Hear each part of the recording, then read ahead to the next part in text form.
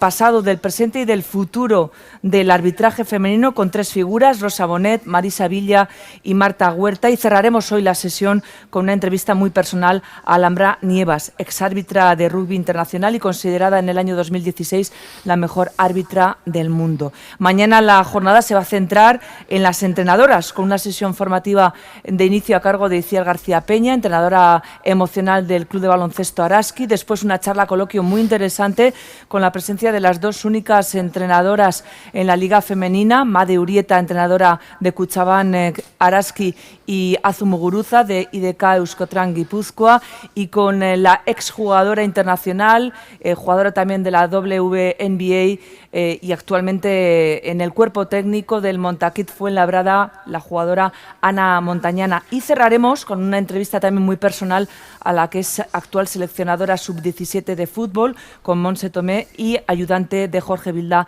en la absoluta. Para inaugurar hoy, en este día, estas jornadas, cedemos la palabra a Jon Urresti, el presidente de Fundación Vital.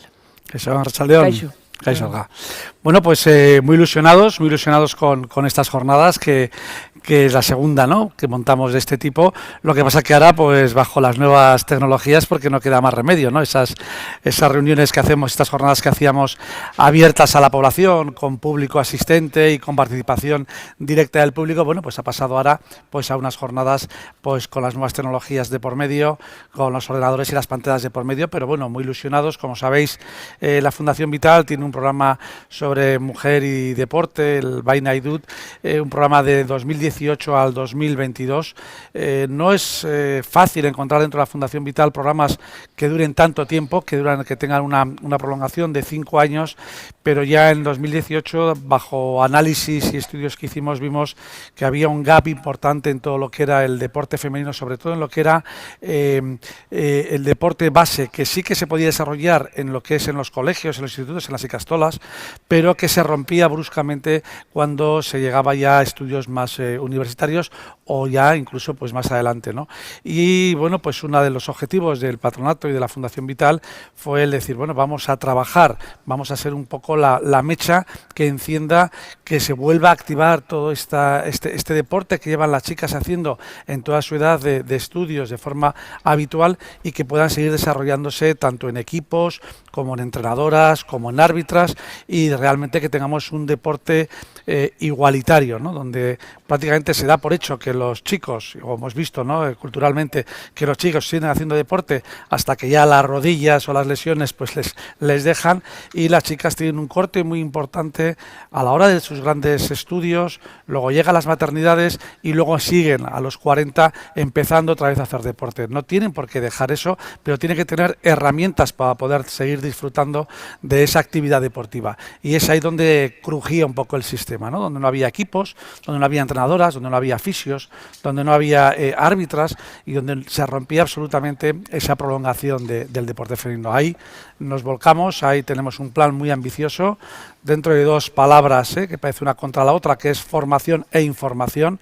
Formamos en diferentes colegios, hacemos masterclass, hacemos este tipo de pequeñas reuniones compartiendo lo que es información, y luego también pues bueno, está esa formación y la información, la cual continuamente por parte de la Fundación Vital, tanto en los medios de comunicación habituales como también en diferentes ámbitos, seguimos realizando sobre la importancia de hacer deporte en las mujeres en esas edades en las que se rompe, ¿no?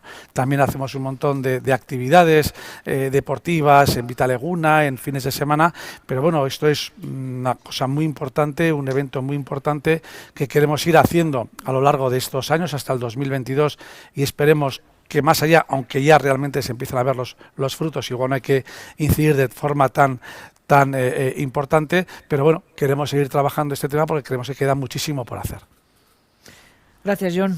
Un verdadero placer, os animo, que vaya todo muy bien, que sea una jornada muy provechosa, y a trabajar desde estas pantallas que nos toca trabajar ahora, pues a trabajar y a darle la cabeza, porque esto hay que sacarlo adelante entre todas y todos.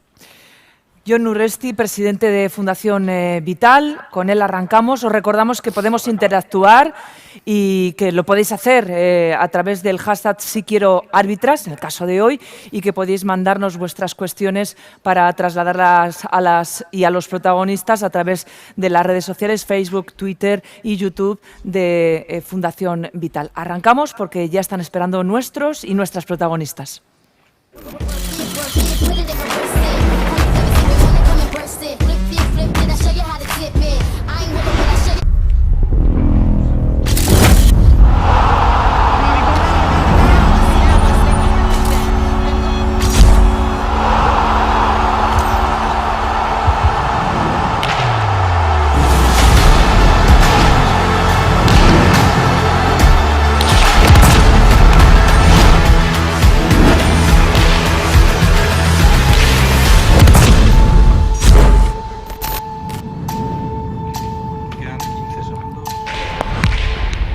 Kirola bizitzan gerta dakizukeen onenetarikoa da.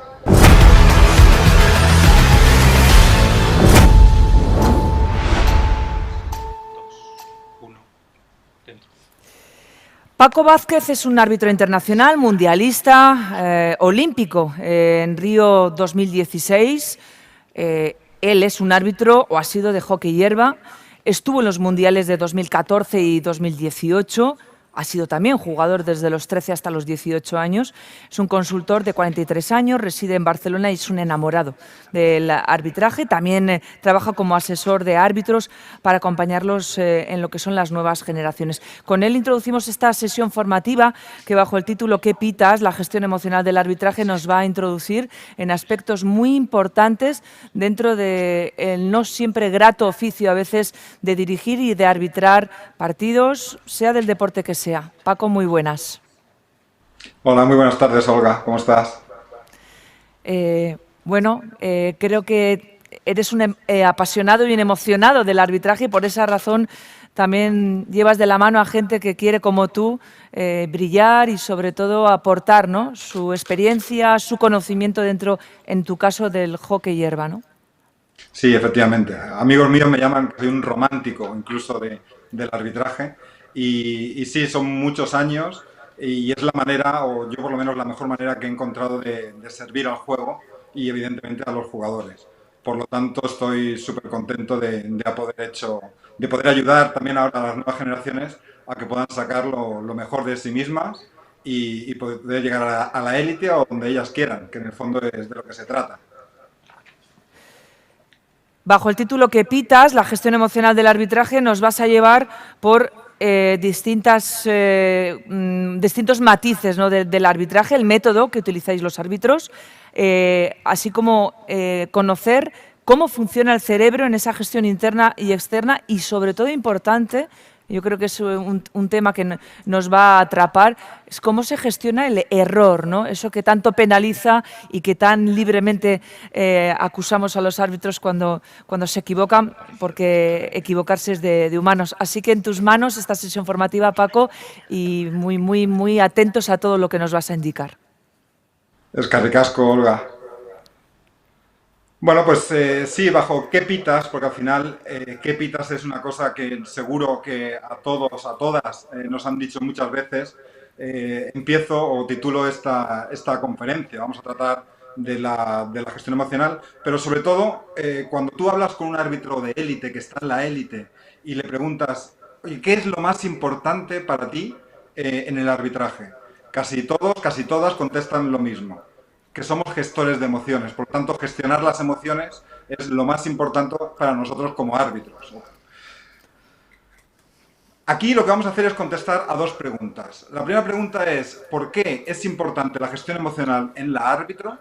Y en segundo lugar, una vez entendamos ese por qué, ¿cómo puedo hacer para gestionar esa gestión emocional? Eso sería lo más interesante. Antes que nada, me gustaría dar las gracias a Fundación Vital por la invitación, a todas vosotras por dedicarme lo más valioso que tenéis, que es vuestro tiempo, y lo más importante aún, vuestra atención durante este ratito que va a durar la conferencia.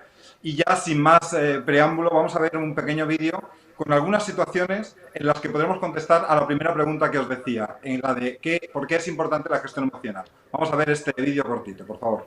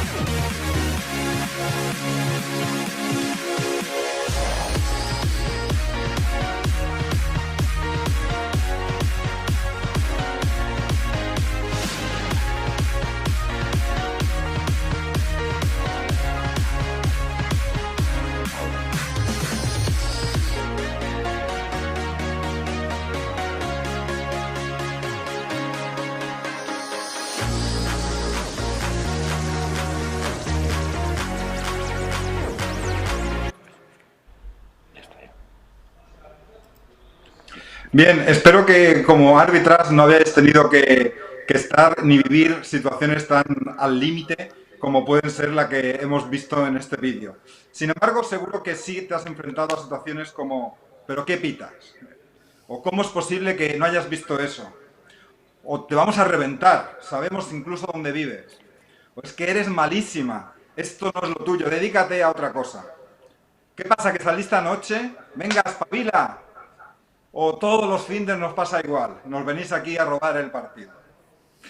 Como árbitras tenemos que lidiar con todas estas delicias, por llamarlas de alguna manera, y seguro que muchas otras que os han acompañado en vuestro camino. Los insultos me los he reservado ya que estamos en horario infantil. Sin embargo, volviendo a lo primero que decía, nuestro principal trabajo como árbitro es ser gestor de emociones. Gestor de emociones externas, pero también internas, lo que nos sucede a nosotros. Y sin olvidar que nuestro trabajo, sobre todo, es hacerlo bien y no equivocarnos. Para eso es para lo que estamos, para hacerlo bien y no equivocarnos. Vamos a ver cómo trabaja en nuestro cerebro, el cerebro humano. Para ello, me parece interesante recalcar que un partido deportivo es pura emoción. Creo que todas estaremos absolutamente de acuerdo con ello. Nadie duda de que en un partido es pura emoción. Con lo cual vamos a empezar por el primer cerebro. El primer cerebro que tenemos en el ser humano es el más primitivo, el emocional. Este cerebro lo que asegura es nuestra protección y nuestra supervivencia. A este cerebro, que también algunos le llaman cerebro límbico, yo lo he bautizado como Hulk. Porque creo que Hulk, el increíble Hulk, representa que es un elemento fuera de control. Y eso es lo que nos sucede cuando nos secuestra, literalmente, este cerebro. El segundo cerebro que todo humano tenemos es el cerebro racional. Si no tenemos ese cerebro, sencillamente no somos seres humanos, porque eso es lo que nos diferencia precisamente de los animales. Nos permite ser seres inteligentes y totalmente racionales, por lo menos en teoría. El tercero de los cerebros es el parietal o el subconsciente. Personalmente es mi favorito y yo lo denomino el modo automático. Gestiona una información brutal, una información de 55 gigabytes por segundo, comparado con los solo 55 gigabytes que puedes gestionar en la parte racional, en el frontal. Eso significa que es 1 millón de bytes más que el cerebro racional, con lo cual es muy importante porque asegura nuestro funcionamiento y, como digo, casi siempre en modo automático. ¿Qué pasa? En un partido que es pura emoción, como decía anteriormente, lo que va a suceder es que Hulk, boom, va a aparecer con ese superpuño y nos va a atrapar, se va a disparar. Cuando eso ocurre, Hulk toma el control absoluto de todo lo que sucede. De hecho, mediante una sustancia química, lo que hace es incluso anular todo nuestro pensamiento frontal. O sea, literalmente no somos capaces de pensar, porque en ese momento Hulk va a tener todo el control. Lo que queremos hacer ahora es aprender a tener en cuenta ese factor, cómo el factor olvidado, que es esa emoción, cómo vamos a ser capaces de controlarlo, cómo vamos a controlar a Hulk de manera tal que nos tranquilice. ¿Cuándo se activa Hulk por eso? Pues se actúa casi siempre que sienta una amenaza. Por lo tanto, cada vez que a ti te dicen alguna de las lindezas que he comentado al iniciar esta conferencia, seguro que se dispara en ti, Hulk. ¿Por qué? Porque es tu modo de supervivencia, se siente atacado, tú te vas a sentir atacado. Te vas a activar de dos maneras. O vas a activar tu modo más rebelde, o precisamente lo contrario, lo que vas a activar es tu modo más sumiso. Y eso lo que puede hacer el modo sumiso es paralizarte y el modo rebelde, pues evidentemente rebelarte, como algún árbitro que incluso había llegado a dar un golpe de puño a uno de los jugadores en el vídeo que hemos visto. Pero vamos a profundizar en esto. ¿Cómo podemos controlar a Hulk? Pues evidentemente hay un método para hacerlo y eso es conociendo el círculo virtuoso de los resultados. Todos estaremos de acuerdo que para conseguir resultados buenos, como en este caso Alhambra, que va a cerrar esta jornada, y estoy súper dichoso de poder compartir con ella este espacio, aquí la vemos recibiendo el premio a Mejor Árbitro del Mundo 2016, que Olga había comentado en el inicio. Pues tener ese resultado, que en este caso es muy bueno, o un resultado muy malo, hay algo que seguro que estamos de acuerdo que vas a tener que hacer, que es acciones. Si no haces acciones, no vas a tener resultados. Eso parece obvio, y parece tan obvio que muchas veces se nos olvida y queremos resultados sin hacer acciones. Pero bueno, eso podría ser otra cosa. Vamos a ver aquí de qué dependen nuestras acciones. Es decir, los resultados dependen de las acciones, pero ¿qué es lo que condicionan nuestras acciones? Lo que condiciona nuestras acciones van a ser nuestra emoción. Si le puedes dar un clic ahí. Gracias, fenomenal. Dependiendo de lo que hacemos desde nuestro estado emocional, vamos a tener más acciones o menos acciones. Es decir, tú vas a ponerte en acción si tu emoción te ayuda a ponerte en acción. Si tu emoción no te ayuda a ponerte en acción, no vas a ponerte en acción. Eso, estoy descubriendo la sopa de ajo. O sea, es como muy trivial, pero muchas veces se nos olvida. La pregunta ahora podría ser, bueno, ¿y yo soy capaz o puedo ser capaz de gestionar esa emoción? O mejor aún, vamos a decir, la respuesta es sí, sí voy a ser capaz, pero ¿qué es lo que puedo hacer específicamente para controlar esa emoción? ¿Qué yo puedo hacer para controlar la emoción?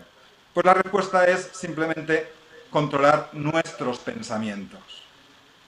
Porque todo nace de nuestros pensamientos. En función de lo que tú piensas, tanto consciente como subconscientemente, vas a generar un estado emocional. Ese estado emocional te va a llevar a unas acciones y esas acciones te van a llevar a un resultado. Por lo tanto, depende todo de lo que te dices todo el tiempo, porque todo el tiempo te estás diciendo cosas. Aunque no lo digas en voz alta, dentro de tu cabeza te lo vas a estar diciendo constantemente. Con los pensamientos, además, se cierra ese círculo virtuoso de resultados, que lo que van haciendo es ir girando e ir girando. A medida que tus pensamientos sean mejores y tus emociones sean mejores, tus acciones sean mejores y tus resultados, obviamente, van a ser mejores. Nosotros aquí lo que vamos a tratar, a lo que vamos a trabajar, si os parece, es cómo podemos gestionar nuestra emoción, cómo podemos gestionar esas emociones, y para ello vamos a ver qué tres factores nos van a llevar, o sea, qué tres factores inevitables nos van a llevar a gestionarlo. Y eso es mediante la tríada de la emoción. En la tríada de la emoción, o sea, la emoción depende de estos tres parámetros. El primero de ellos es la fisiología, el segundo el foco y el tercero el lenguaje. En la medida que yo pueda controlar uno de estos tres ejes, uno de estos elementos de la tríada, voy a empezar a poder controlar mi emoción. Lo cual es maravilloso, porque cuando yo ya empiezo a controlar uno de esos elementos, voy a empezar a controlar mis emociones. O sea, me voy a empezar a autogestionar yo misma. Sin embargo, hay algo ahí que, claro, si tú modificas uno y modificas un poquito, ¿qué pasaría si modificaras dos o incluso los tres factores de la tríada? Pues que serías un experto en gestión emocional. Una experta en gestión emocional Y yo quiero que tú te conviertas en esa experta en gestión emocional, por lo cual vamos a daros algunos tips muy concretos de cada uno de ellos para que lo puedas hacer. Vamos a empezar por el primero, que es el más rápido, que es la fisiología. Para cambiar la fisiología bueno, yo como veréis soy muy de superhéroes y los utilizo como constantemente porque creo además que rápidamente nos dan muchos elementos y nos sitúan. En este caso he elegido a Superwoman. ¿Por qué he elegido a Superwoman? Porque Superwoman es una superheroína, evidentemente, y con esa posición, la posición de poder, que es esos brazos en jarras que tanto la caracteriza, se ha demostrado científicamente que nuestra autoconfianza sube. Y si sube nuestra autoconfianza, sube nuestra gestión emocional. Te voy a pedir que hagas una cosa mientras estás escuchando esto. Entonces, por un momento, cierra tus ojos y me gustaría que pensaras en algo triste. En algo que te haga sentir bastante triste. Y cuando estés en ese pensamiento triste, viendo lo que veías en ese momento, escuchando lo que escuchabas en esa situación, sintiendo cuál era la temperatura de ese momento, cuando estás ahí, ahora de repente te vas a levantar de la silla y vas a empezar a votar. Yo no me voy a levantar porque si no salgo de cuadro y Iñaki me mata. Pero te levantas y empiezas a saltar y sigues pensando en ese sentimiento, en ese pensamiento triste. Vas a ver que es absolutamente imposible. Es absolutamente imposible que sigas pensando en algo triste mientras saltas. ¿Y eso por qué sucede? Porque la fisiología no concuerda. Es decir, para estar triste necesitas una fisiología determinada, como normalmente son los hombros hacia adelante, la mirada hacia el suelo. Todo eso acompaña esa emoción que es la tristeza. Por lo tanto, si tú modificas esa emoción con la posición de supermujer, de superwoman, ahí lo que vas a tener es poder sobre ti. Hay otra manera también de hacerlo. Muchos superhéroes, casi todos de hecho, llevan capa. ¿Y por qué los superhéroes llevan capa? Porque la capa, una vez la llevas en tus espaldas, pesa. Y como pesa, lo que hace es que tus hombros se vengan hacia atrás y tu barbilla se levante ligeramente, como un dedito más arriba de lo que normalmente haces. Solo haciendo este gesto, también tu autoconfianza sube inmediatamente. Si con el gesto de Superwoman tardábamos como unos 30 segundos en aumentar la confianza, con este gesto, con el típico de Superman, y si los combinas mucho mejor, hombros hacia atrás, barbilla ligeramente hacia arriba, vas a tener y casi inmediatamente una emoción positiva, porque vas a desalojar esa emoción negativa. Esa es la fisiología y tan potente es la fisiología. Además, rápidamente lo cambia. Es decir, si tu emoción te lleva a la acción, si modifico la emoción y la puedo modificar a través de la fisiología, me va a llevar a una emoción positiva, que es lo que quiero. Ahora vamos a pasar al segundo eje de la triada, que es el lenguaje, esa cadena de pensamientos que tenemos. Durante un partido deportivo, si me pasáis el slide.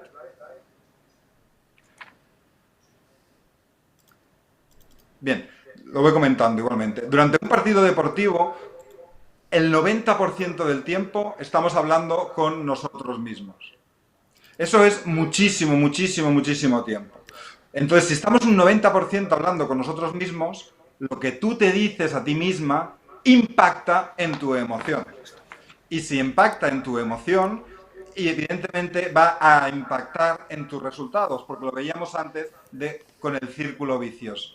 Es decir, si nosotros, depende de cómo nosotras nos hablemos, vamos a tener nuestra emoción también. Y cuanto mejor sea nuestro diálogo interno y nuestros pensamientos, mucho, mucho, mucho mejor van a ser nuestras emociones. Por tanto, lo primero que te invito a que hagas es que detectes qué cosas te dices durante un partido. Yo he puesto aquí dos ejemplos, que posiblemente además te resulten muy comunes, porque a mí para mí han sido comunes mucho tiempo y para árbitras jóvenes con las que trabajo también lo son. Como pueden ser dos colas, esas colas son qué mala eres y qué narices te pasa hoy. Esos son dos ejemplos de pensamientos negativos o pensamientos que impactan negativamente en tu emoción. Una vez tengamos identificados esas colas, esos pensamientos, lo que vamos a hacer es reemplazar cada uno de ellos por algo distinto. Yo he puesto dos ejemplos. En qué mala eres, lo reemplazaré con quizá me haya equivocado. El impacto dentro de Hulk es absolutamente diferente y Hulk con eso no se va a mosquear tanto y no te va a secuestrar. O con ¿qué narices te pasa hoy? Lo que voy a decir es voy a volver a concentrarme, sencillamente. O sea, ¿la idea cuál es? La idea es que te hables a ti misma como le hablarías a alguien a quien quieres. Porque en verdad tú te quieres a ti misma. Por lo tanto, no te hables mal a ti misma si te quieres. Háblate a ti misma como hablarías a cualquier otra persona a la que sí también quieres. Es tan sencillo como eso. Vamos al último factor de la triada, el último factor que es el foco. Seguro que muchas habéis oído hablar de esto del foco, de estar enfocadas durante el partido y de estar concentradas. En el fondo, el foco lo podemos hablar y decir de muchísimas maneras, pero sencillamente es algo. Si estamos pensando en el futuro, no estamos pensando en el presente. Tan sencillo como eso. Por lo tanto, lo que vamos a hacer es ayudarnos a estar en presente. Si estás pensando continuamente en jugadas pasadas o futuras, lo que vamos a hacer es centrar. Para centrar, lo que te recomiendo, que tú en casa, en el partido no lo hagas de repente, sino en casa, lo que vas a hacer es coger un objeto y lo vas a estar visualizando durante 30 segundos y te vas a ir fundiendo en tu respiración. Ese ejercicio lo vas haciendo repetidamente, cada día si es posible, y empezando con 30 segundos hasta 5 minutos y después en los partidos lo vas repitiendo. Pero es importante que lo hagas cada día y en casa. De esta manera vas a aprender a estar en presente y con esto vamos a completar la triada. Con la triada completamos nuestra autogestión, nuestra autogestión emocional. Pero también cuando arbitramos, evidentemente, lo que tenemos que hacer es gestionar a otras, en este caso a las jugadoras. Y gestionar a otros se hace mediante la comunicación. Estamos todo el tiempo comunicando. Por tanto, ¿cómo vamos a ser capaces de impactar en los otros? Mediante la comunicación, evidentemente. En la comunicación es la siguiente. Gracias. Tenemos 3 tipos de comunicación, muy rápidamente. La verbal, la paraverbal y el lenguaje corporal. La verbal es qué palabras decimos. La paraverbal es cómo lo decimos, qué tono le ponemos a las cosas. Y el lenguaje corporal son nuestras expresiones, nuestros movimientos corporales, etc. En contra de lo que pueda parecer, la comunicación verbal representa un mísero 7% del total de nuestra comunicación. La paraverbal es mucho más importante y es un importante 35% que dependerá de cómo nos vamos diciendo las cosas. Por último, el grueso de todo es un 55% y es el lenguaje corporal. En los árbitros, además, se vuelve mucho más importante, porque como árbitros, mucha gente no nos está escuchando lo que decimos, pero sí nos están viendo mientras estamos actuando. Por lo tanto, dominar el lenguaje corporal lo que va a hacer es que puedas impactar en la emoción de los demás. Se hace muy difícil engañar al lenguaje corporal. Sin embargo, sí podemos trabajar el lenguaje corporal positivo para impactar positivamente en los demás y de esta manera poder tener un control emocional en ellas. Estas son las 6 claves que yo mejor he visto en cuanto a resumen de lo que es en verdad el lenguaje corporal. Nuestro lenguaje corporal depende en primer lugar de que nuestros movimientos sean calmados. Si estás nervioso, si estás intranquila, normalmente lo que haces es acelerar tus movimientos. Si quieres dominar tu lenguaje corporal, tienes que hacer movimientos calmados que lo que hagan es trasladar calma a la otra persona. La otra persona, cuando te está protestando fuera de control, precisamente lo que necesitas es que Hulk se apague y que tú domines la escena. Otra cosa es contacto visual, mantener contacto visual con esa persona. Si de repente eso te cuesta porque eres vergonzosa o porque eres un poco tímida, lo que yo te recomiendo es que te fijes en una cosa que se llama la mirada de poder. La mirada de poder significa que trazas un triángulo entre tus 2 ojos y la frente de la persona que estás hablando y mires en medio de ese triángulo. De esta manera parece que estás teniendo contacto visual permanente, sin embargo, a lo mejor no lo estás teniendo y tú no te sientes tan incómodo. Ir al potencial punto de conflicto. Esto es vital, súper importante, que muchas veces nos quedamos atrás. No, si hay un potencial punto de conflicto, lo que voy a hacer es acercarme a él. Que utilices tus expresiones, tus sonrisas para conectar con las jugadoras clave. Todos los equipos tienen alguna jugadora clave, alguna líder dentro de ese equipo que necesitas tener a tu lado cuando los problemas vayan a surgir. Usar las palmas abiertas, apertura, de que no tienes ningún problema. Evitando utilizar el dedo acusador, que tantas veces se nos escapa. El dedo acusador te lo reservas o te lo vas a reservar solamente cuando sea necesario mostrar autoridad. Pero no puedes estar mostrando continuamente autoridad, porque si muestras continuamente autoridad, el niño, que tú lo que estás buscando es un Hulk sumiso en ese momento, lo que va a hacer es rebelarse si lo usas mucho. Con lo cual, ese gesto, el gesto del dedo apuntando, lo vamos a limitar muchísimo, muchísimo. Con esto vas a tener un control sobre la emoción de las jugadoras. Vas a tener muchísimo control. Primero partíamos del autocontrol para después tener ese control sobre las demás. Hay algo también importante que Olga ha comentado que nos sucede a los árbitros, y es que cometemos errores. Cuando cometemos un error, normalmente nos vamos del partido y representa el 25% de nuestras distracciones. Si me pasas el slide, el 25% de nuestras decisiones son debido a errores. Me gustaría preguntarte algo. ¿Cuánto tiempo pasa hasta que te concentras nuevamente una vez tú te has dado cuenta que has cometido un error? Lo que sucede cuando tú cometes un error es que se dispara Hulk. Entonces, cuando se dispara Hulk, te empiezas a preguntar, ¿qué van a pensar de mí? ¿O cómo me ha podido pasar esto a mí? Esto normalmente es debido a una alta autoexigencia que tú estás teniendo. Lo que te invito es a que trabajemos en algo con el fin de poder minimizar tu vuelta al cool, tu vuelta al flow. Es decir, minimizar al máximo, lo máximo posible, cuánto tiempo vas a tardar en volverte a concentrar, en volverte a estar en foco una vez has cometido un error. Cuando cometes un error, como decía antes, lo que pasa es que Hulk se dispara, se siente amenazado porque ha hecho algo que él cree que no debería haber hecho. Por lo cual, lo que tenemos que tener es una rutina que sea sencilla de aplicar, porque la vamos a tener que aplicar durante nuestros partidos, pero que a la vez te permita mitigar a Hulk y que tu foco vuelva a estar y tu científico vuelva a estar concentrado. Para calmar a Hulk tenemos que hacer dos cosas. Primero, el porcentaje de error. Olga decía que somos humanos y cometemos errores. Yo te voy a decir algo. Los árbitros cometemos menos errores de lo que nos dicen que cometemos. La media en la Premier League inglesa de acierto de decisiones arbitrales es del 99,3%, lo cual es brutal, muchísimo. Nosotros como árbitros tomamos unas 250 decisiones por partido más o menos. Vamos a simplificarlo y poner 200. ¿Por qué? Porque si tú como árbitro, que estás empezando, que no llevas mucho tiempo, lo que vamos a hacer es ponerte un porcentaje de error que te vas a permitir. Un 95% de acierto es muchísimo acierto, estarás de acuerdo conmigo. Y un 5% de error son 10 fallos que puedes cometer. Esto, acuérdate, porque ahora te voy a dar la manera de hacerlo, pero lo de tener 10 fallos, que son 10 deditos que tiene tu mano, es muy importante. Lo primero que voy a hacer es saber esa tolerancia. Y lo siguiente que voy a hacer es tranquilizarlo para decir que después lo voy a atender.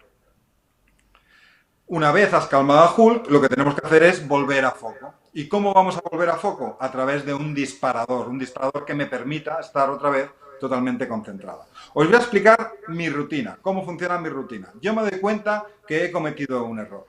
Durante 5 segundos hay una ventana en el cerebro que si actúas dentro de esos 5 segundos, Hulk no se apodera de ti. Por lo tanto, lo que hago es contar esos 5 segundos, pero en regresiva. Es decir, 5, 4, 3, 2, 1. Y digo, vale, Hulk, quizá me haya equivocado. Después del partido, voy a pensar qué ha pasado y voy a ver cómo mejorarlo. Sin embargo, estoy dentro de mi tolerancia. Aún me quedan 9 dedos. ¿Os acordáis que hayamos dejado 10 de error? Aún me quedan 9. Por lo tanto, ahora lo que vamos a hacer es disparar otra vez el foco. Yo lo que me digo es, bueno, ahora estate atento. Cierro el puño y digo, vamos. Y lo acompaño con una respiración profunda. Con eso, de nuevo, me puedo reenfocar en el partido y en menos de un minuto vuelvo a estar totalmente concentrado en los partidos. Lo que hemos aprendido esta tarde, lo que ha durado esta conferencia, ¿qué es? Me gustaría hacer un mini resumen. Hemos aprendido por qué, o sea, que se dispara Hulk y que Hulk es ese cerebro emocional y que cuando él se dispara controla absolutamente todo. Hemos aprendido a cómo autocontrolar nuestro Hulk a través de esa triada que os decía, la triada de la emoción con la fisiología, el lenguaje y el foco. Hemos aprendido a gestionar las emociones de los demás mediante el lenguaje corporal positivo. Si nuestro lenguaje corporal es positivo, podremos ayudar a gestionar las emociones ajenas. Y hemos aprendido también a recuperarnos del error rápidamente. Y con esto, hasta aquí llega esta conferencia. Y ahora, si hay alguna pregunta, Olga, estaré encantado de poder conversar contigo y a ver si le damos respuesta.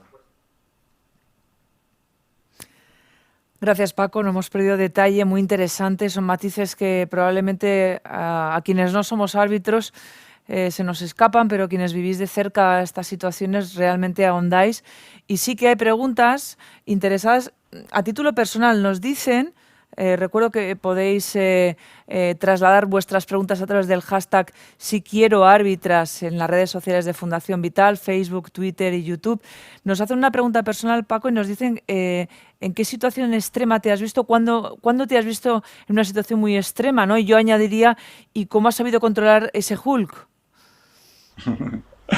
Bueno, una de las peores situaciones que yo he vivido como árbitro fue en hockey hay Final Four, que es la final de 4, igual que en baloncesto, y era el primer año en que se hacía un playoff de finales y el partido en una decisión de último minuto, que fue un penalti corner, que es una jugada muy típica de hockey, en contra del equipo local. El equipo visitante marcó gol, ganó el pase a la final de ese playoff y la afición pues no lo tomó demasiado bien, que digamos. Y en hockey normalmente no sucede nada, o sea, somos afortunados si lo comparamos con otros deportes, pero yo ese día sí que me sentí muy amenazado. Y en aquel tiempo tampoco sabía mucho de cómo dominar a Hulk, de hecho lo empecé a aprender a partir de ese incidente. Con lo cual mi Hulk, el que se disparó, fue totalmente sumiso, no sabía qué hacer y bueno, me tuvieron que sacar del estadio. Paco Vázquez, exárbitro y un maestro en esto del dominio de las emociones. Me ha encantado lo del Hulk. De verdad que seguiré ahondando un poco más en esa parte porque creo que la comparativa con los superhéroes nos ofrece desde luego una visión mucho más gráfica y hasta más entendible de cómo sentís, de cómo lo gestionáis y de cómo vivís el arbitraje con toda su esencia y con todo lo que ocurre. Un placer, claro, de verdad que hayas sido... Digo que es un placer que hayas sido tú el que haya abierto estas jornadas. Tenemos que dar paso a las siguientes protagonistas. No sé si querías matizar algo más, pero cerramos ya esta primera intervención contigo, Paco. Sí, un pequeño apunte, Olga, y era que, claro, lo del superhéroe al final simplifica el entendimiento. Y al final, si lo simplificamos, lo podemos aplicar, porque lo complejo es muy difícilmente aplicable. Y que Hulk lo podemos usar en cualquier ámbito de la vida, porque el secuestro emocional nos sucede con tu pareja, con tus niños, o sea, siempre Hulk te puede venir a secuestrar y esto se puede aplicar no solo en el arbitraje, sino afortunadamente en más ámbitos de la vida. Paco Vázquez, muchísimas gracias, hasta la próxima, nos volvemos a encontrar. Gracias. Eskerrik asko.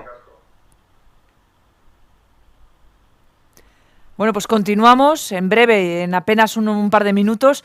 Lo que vamos a abordar ya es el pasado, el presente y el futuro de las mujeres árbitras en el mundo del fútbol. Muy interesante con nuestras protagonistas, con Rosa Bonet, con Marisa Villa y con Marta Huerta. Abordaremos un poco la historia del arbitraje en nuestro país.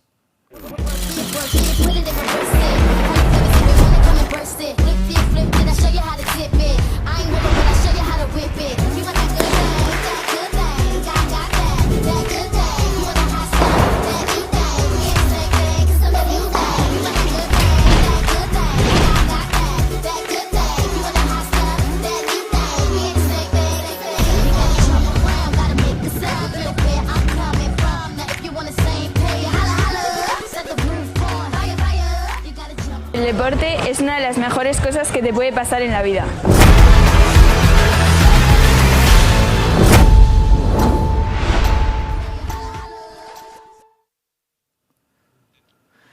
No lo han tenido fácil quien abrió la puerta fue Rosa Bonet en 1980, cuando logró por fin, y después de mucha lucha y mucha brega, hacerse un hueco y luchar contra viento y marea, contra organismos como la propia FIFA, para que pudiera arbitrar en un terreno de fútbol. Ella abrió la puerta y después han seguido mujeres que lo han hecho estupendamente bien. Caso de Marisa Villa, actualmente la responsable del arbitraje femenino, que también nos va a dar una visión un poco de cómo ha ido evolucionando para bien y cómo se preparan estas árbitras, y el futuro, presente futuro, lo representa Marta Huerta, actualmente en activo, una mujer que es actualmente árbitra de la primera división femenina, pertenece al Colegio de Árbitros de Tenerife, y para tener alguna reseña de ella y de lo que se gana en el terreno de juego gracias a su preparación, pues en 2018 dirigió la final de la Copa de la Reina y en 2019 dirigió la Supercopa de España. Ellas son las que van a ocupar los próximos minutos en nuestra mesa redonda sobre lo que ocurrió en un tiempo, lo que fue derivando y en lo que estamos actualmente en torno al arbitraje femenino en este país en el fútbol.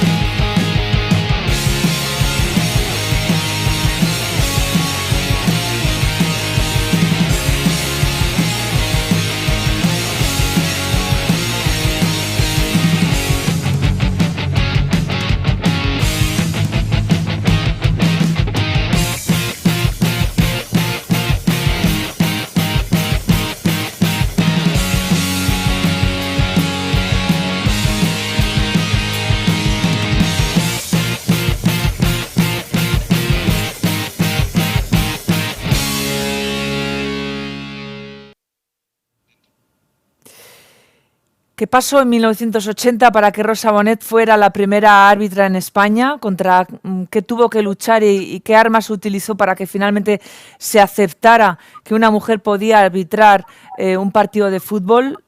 Rosa Bonet, muy buenas. Hola, buenas tardes. Tienes 58 años, eres madrileña, y en tus carnes y en tu vivencia esa lucha, porque tú ante todo eres una luchadora que supo además encontrar el camino con muchas dificultades para poder arbitrar y ser finalmente la pionera en este país.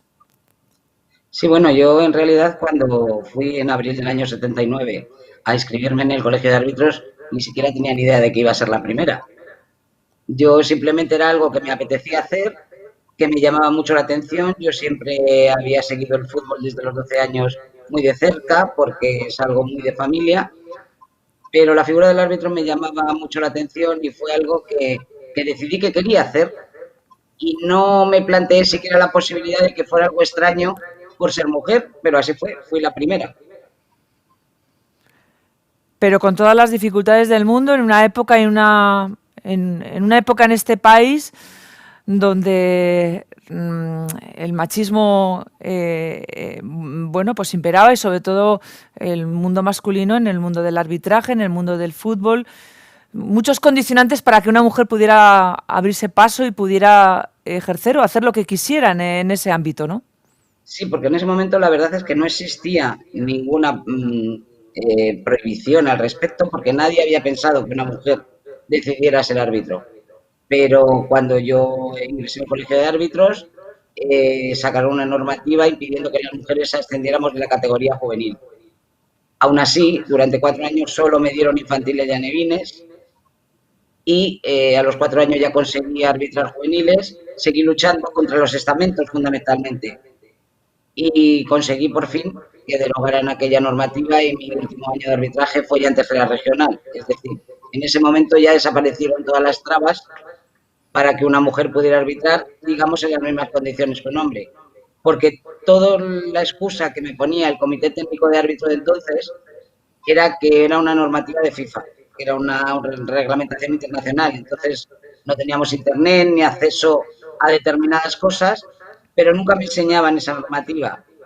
con lo cual dirigimos una carta a FIFA, otra amiga que estaba en Bilbao ya empezó a arbitrar en Bilbao y yo mandamos una carta a FIFA y FIFA nos dijo que ellos no tenían ninguna normativa que impidiera a una mujer arbitrar, no la había. Y bueno, ya con eso conseguí que derogaran aquella normativa y con la amenaza al comité de recurrir al Constitucional porque era claramente una discriminación por razón de sexo. ¿Recuerdas ese primer momento, Rosa, en el que te plantaste y dijiste, es que me toca arbitrar un partido de fútbol, lo he conseguido?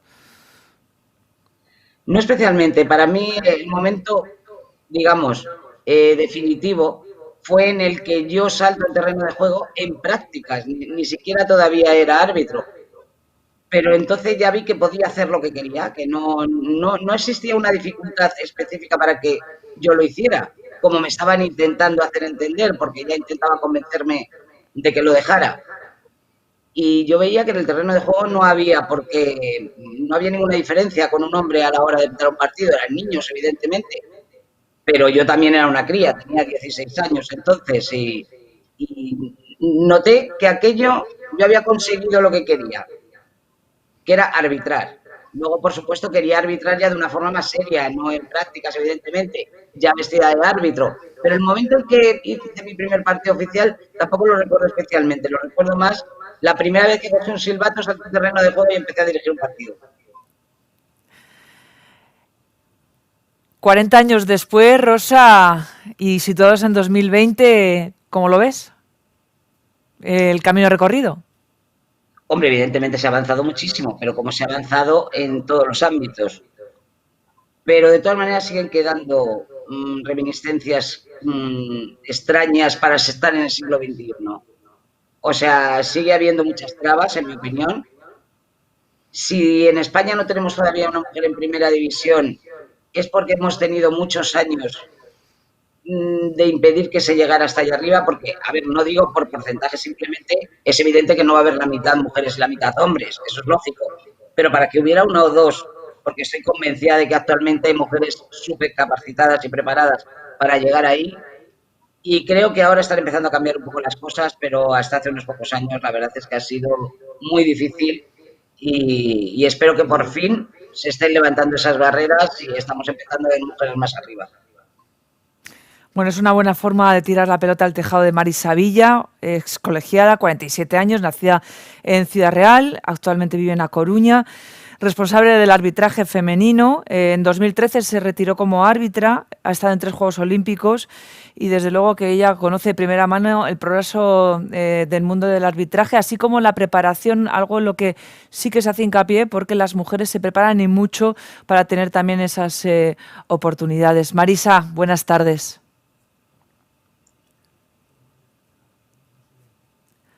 Vamos a intentar... Vamos a ver si podemos... Buenas tardes. Hola, buenas Ahora tardes. sí. ¿Qué tal? Muchísimas gracias por vuestra invitación.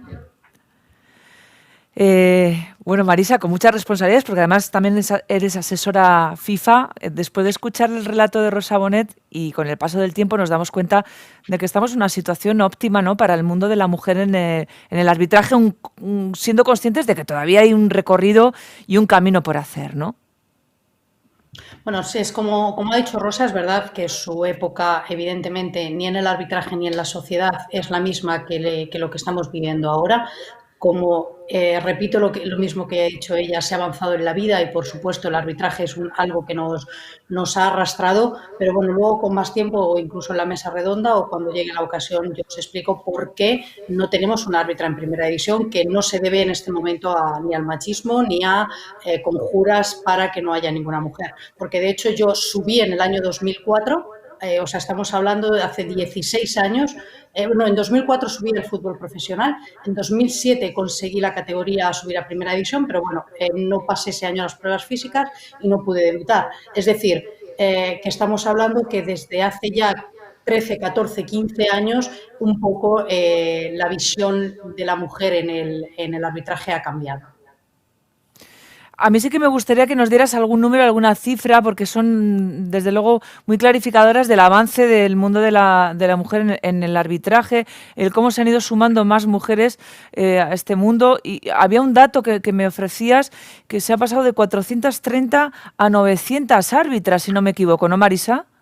Sí, es verdad que cuando me ofrecisteis venir aquí, yo pensaba, bueno, pues hablo de mi carrera arbitral, que es verdad que han sido muchos años y, bueno, pues me ha dado la oportunidad de recorrer todo el mundo arbitrando, pero también creía que como va a hablar Marta, que es la que está ahora así, como que me veía en la obligación de hablar como ahora desde la parte de la comisión técnica, parte de la directiva, de trabajar con el presidente de árbitros y entonces desde esa posición hablaros cómo está el arbitraje femenino en este momento.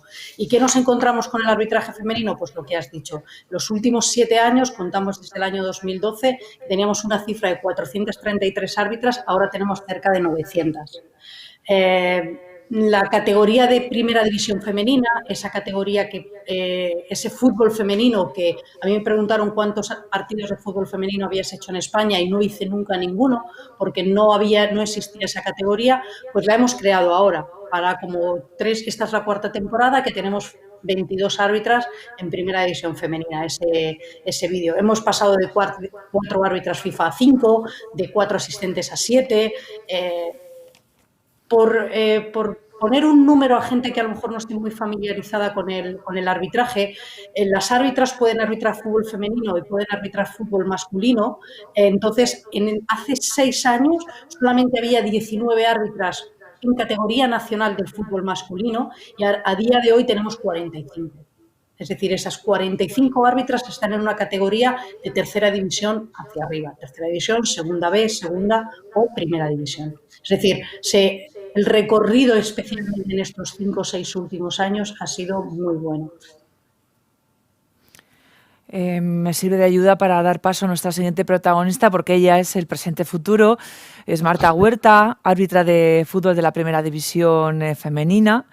Como decíamos, pertenece al Comité de Árbitros de Tenerife, ascendió a la máxima categoría en 2017 y desde luego que el palmarés es envidiable con la final de la Copa de la Reina en 2018 o la de la Supercopa de España en 2019. Ella vive a pie de campo la situación de las mujeres en el mundo del arbitraje y entiendo que es consciente de que vive una época de absoluto crecimiento y donde las cosas sí que están algo más fáciles. Marta, buenas.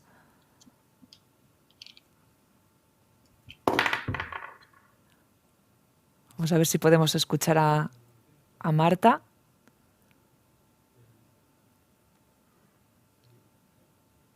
A ver, ¿ahora? Ahora te escuchamos, Marta. Buenas tardes. Buenas tardes. Decía que eres consciente, ¿no?, de que del relato de Rosa a ti han pasado un montón de años y ahora tú personificas el presente y el futuro, una época, yo creo que óptima, ¿no?, para el crecimiento de las mujeres árbitras en el mundo del fútbol, ¿no? Sí, bueno, da gusto, ¿no?, el escuchar cómo ya en los años 80, pues bueno, Rosa fue capaz de abrir esa puerta y ver cómo, bueno, Marisa en los años 90 pues ha hecho y 2000 todo lo que ha conseguido y a día de hoy, bueno, pues todo lo que tenemos a nuestra disposición. Me encantaría, ¿no?, que Rosa hubiera podido vivir la época que estamos viviendo ahora, porque la verdad que a nivel de recursos y de disposición por parte del comité, bueno, es de agradecer. Yo es verdad que también llevo ya 15 años arbitrando y he visto esa evolución de la que hablaba Marisa, de cómo hace apenas 4 o 5 años éramos mucho menor el número de árbitras y en cambio ahora, bueno, yo creo que nadie se asombra ya de ver a una compañera dirigiendo un partido. Si no me equivoco, Marta, también has estado como asistente en la segunda B masculina, ¿no? También forma parte de tu palmarés, ¿no? No, soy árbitra de la segunda B. Perdón, árbitra de la segunda B. Claro, es una obviedad, pero entiendo que hay gente que lo quiere saber, ¿no? Si en un terreno de juego arbitrando a hombres o a mujeres te sientes distinta o para ti no hay una discriminación en absoluto y el fútbol es. No, y la verdad que yo creo que los que lo vivimos desde dentro lo vemos con total normalidad. Yo cuando dirijo fútbol masculino me encuentro igual de cómoda que cuando dirijo fútbol femenino Y yo lo que percibo por parte de los jugadores, técnicos, delegados, bueno, todo lo que rodea el mundo del fútbol, es que ya nadie se asombra porque un partido de segunda B sea dirigido por, bueno, pues por una mujer.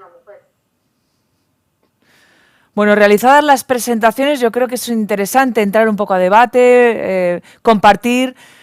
Yo quiero lanzar la primera porque creo que Rosa lo ha dejado en bandeja. Marisa ha dicho que va a responder a esta pregunta y entiendo que para Marta puede ser una ambición, ¿no?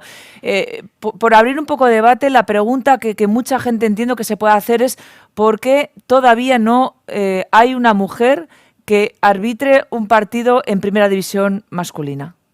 Y Marisa, como eres tú un poco la que se ha responsabilizado de responder a esta pregunta, abro contigo y luego podemos también compartirlo con Rosa y con la propia Marta. Es cierto que hablamos de épocas diferentes. Lo que consiguió Rosa en su momento fue algo heroico, porque era, si yo ya cuando entré era algo extraño que una mujer llegase, no quiero imaginar las dificultades que tuvo Rosa al iniciarse en el arbitraje. ¿Por qué no hay una mujer en primera división? El problema mayor que tenemos, pero no solamente las mujeres, también los hombres, es pasar unas pruebas físicas que pone el comité de árbitros. Esas pruebas ahora son un poco más adaptadas a lo que se vive en el campo, pero siempre es algo que nos ha costado mucho. A los árbitros también. A día de hoy te pones muy nervioso cuando vas a unas pruebas, es como un test que tienes que pasar 4 o 5 veces al año, ir a Madrid a pasarlas o en tu comité territorial, ¿no? En tu comité regional. Problema, que si quieres arbitrar categorías superiores, por ejemplo, desde tercera división o incluso la que está Marta ahora, de segunda B para arriba, las pruebas físicas que pasamos son las mismas de los chicos. Las mismas, no hay diferencia porque si no, no sería justo. Tú quieres arbitrar fútbol masculino, tienes que pasar las pruebas físicas masculinas. Quieres arbitrar fútbol femenino, hay otro baremo, ¿no? Entonces, ¿cuál es el impedimento mayor? Que hay muy pocas chicas que tengan lo que tiene Marta ahora mismo, que sea buena físicamente y que sea muy buena como árbitra. Yo es lo que os he dicho, yo en el año 2004 subí al fútbol profesional, estuve 5 años en el fútbol profesional, no tuve ninguna discriminación, hasta el año que endurecieron un poquito las pruebas y no pude pasarlas. Entonces descendí. ¿Eso es machismo? No, eso es que cuando se me exigió un poquito más físicamente ya no llegué. Entonces, el mayor problema que hay ahora mismo, el por qué no hay árbitras en primera división masculina, es por la dureza que tienen las pruebas físicas, la exigencia que tienen las pruebas físicas porque el fútbol lo demanda, porque un partido de primera división o de segunda división es muy rápido y tienes que pasar unas pruebas físicas que se adapten a ese fútbol. Y ese es mayormente, ojalá pudiéramos tener más Martas ahora mismo, que pudiéramos decir, puedo escoger entre 20 chicas y a ver cuál elijo, pero el problema es que no hay. El problema es que no tenemos una chica o más chicas como Marta que tengan esas dos cosas. Pruebas físicas, una condición física excelente y también una condición técnica y que sepan arbitrar. Entonces, eso es muy difícil a día de hoy. Y poco a poco, por supuesto, llegarán más chicas, seguro. ¿Y tú, Marisa, que estás dentro, no consideras que esas pruebas son un poco excesivas? Pregunto, no solo para mujeres, digo en general. No, ahora ¿No crees que ahora no. Ahora son muy accesibles. Ojalá yo hubiera tenido esas pruebas también ahora. Ahora son más accesibles que anteriormente. Bueno, entonces sí que es una de las mejoras que creo que está habiendo con el nuevo comité. Marta, sí, tú las pasas. Añadir sí, eso es. Marta, tú que las pasas, las puedes explicarnos, ¿no? En qué consisten esas pruebas y las dificultades, ¿no? Para, como bien decía Rosa, exigentes para hombres y mujeres. Aquí no hay una cuestión de sexos, sino de que la exigencia es muy grande para quienes accedéis, ¿no? Sí, así es. Sí que es verdad que ha habido una modificación en esas pruebas físicas que se han adaptado más a la realidad, ¿no? Que exige el fútbol, como ha explicado Marisa. Y bueno, se nos exige que seamos deportistas y que estemos preparados al nivel que, bueno, pues que el fútbol lo demanda. Tenemos 2 pruebas físicas que consta, una se mide más la velocidad y otra es más enfocada a la resistencia. En la velocidad son 6 series de 40 metros que debemos de bajar por debajo de 5,80 para tener el acto. Y luego en la prueba de la resistencia tenemos el yo-yo test, que se llama, bueno, que es una prueba intermitente en el que tienes que, bueno, que llegar a un nivel de 18,2 para conseguir el acto Y bueno, que al final yo creo que si yo he podido conseguirlo y más compañeros lo conseguimos, al final es el reflejo del esfuerzo, ¿no? Del entrenamiento y de la constancia y la cabezonería de decir yo quiero llegar ahí, quiero arbitrar esta categoría y puedo, y lo quiero demostrar que puedo. Y al final, pues eso, es el entrenamiento y la constancia lo que al final nos va a dar el ver a más chicas ahí, porque en el campo estamos demostrando que estamos capacitadas para dirigir también los partidos masculinos. Estamos interactuando ya con todos los y las que nos están viendo a través de la página web y de redes sociales. Rosa, nos dirigen una pregunta para ti. Nos dicen si se te quedó algo, alguna espinita por hacer en tu tiempo, en tu época como árbitra. No, es que tampoco, ya te digo, tuve muchas oportunidades porque las circunstancias me obligaban efectivamente a eso, a estar pitando una categoría. Hombre, ¿hubiera podido llegar algo más? No lo sé. A lo mejor no tenía las condiciones adecuadas para haber pasado de segunda o de primera regional, ¿entiendes? También hay una cosa que creo que es importante de cara a las árbitros actuales, y es que, bueno, espero que también mejoren los niveles económicos. Están mejorando en el fútbol igual que en el fútbol femenino. Lo digo porque no es lo mismo. Ahora los árbitros tienen unas retribuciones suficientes, no digo que de futbolistas, evidentemente, pero sí suficientes para poder vivir del arbitraje y dedicarse en cuerpo entero, porque es que es necesario. Esa preparación física de la que habla Marisa es imprescindible y para eso tienes que entrenar y tienes que dedicarte plenamente al arbitraje. Si eso llega también a la parte femenina, que en este caso es igual porque está siguiendo el mismo camino, pues eso ayudará también a que se puedan preparar mucho más, se puedan dedicar mucho más y puedan llegar algún día, insisto, se va con un lógico retraso y es normal que esto pase, pero en algún momento tendremos mujeres en primera división e insisto, nunca será el mismo nivel de hombres porque ese retraso estará ahí, pero aunque haya un porcentaje de un 20% ya será una maravilla. A mí espinita, no me quedó ninguna, nada más que haber podido seguir a ver hasta dónde hubiera podido llegar, pero desgraciadamente tuve un accidente de moto y tuve que dejarlo. Marisa, se te hace la pregunta al revés. Hay quien dice y pregunta también que por qué no hay hombres en la primera división femenina. Sí, la verdad que es cuando siempre hablamos del machismo, cuando siempre hablamos de todas las cosas estas como que nos impiden a la mujer, nunca hablamos de esa discriminación positiva que se hace hacia la mujer, ¿no? En este caso, el que se arbitre fútbol femenino exclusivamente lo hagan las mujeres es una discriminación positiva que se hace. No solamente aquí en España, se hace a nivel internacional. Es un poco como que FIFA, los torneos mundiales, las Eurocopas femeninas, lo arbitran mujeres. ¿Por qué? Porque si lo arbitrasen hombres y mujeres por el número de fichas, ¿no? Por el número de licencias, pues tampoco era como si cortásemos la puerta también a las mujeres a arbitrar esas competiciones internacionales. Es decir, yo voy a coger para este campeonato del mundo mis 200 mejores árbitros y de ahí voy a hacer selección, ¿no? Árbitros hombres y mujeres.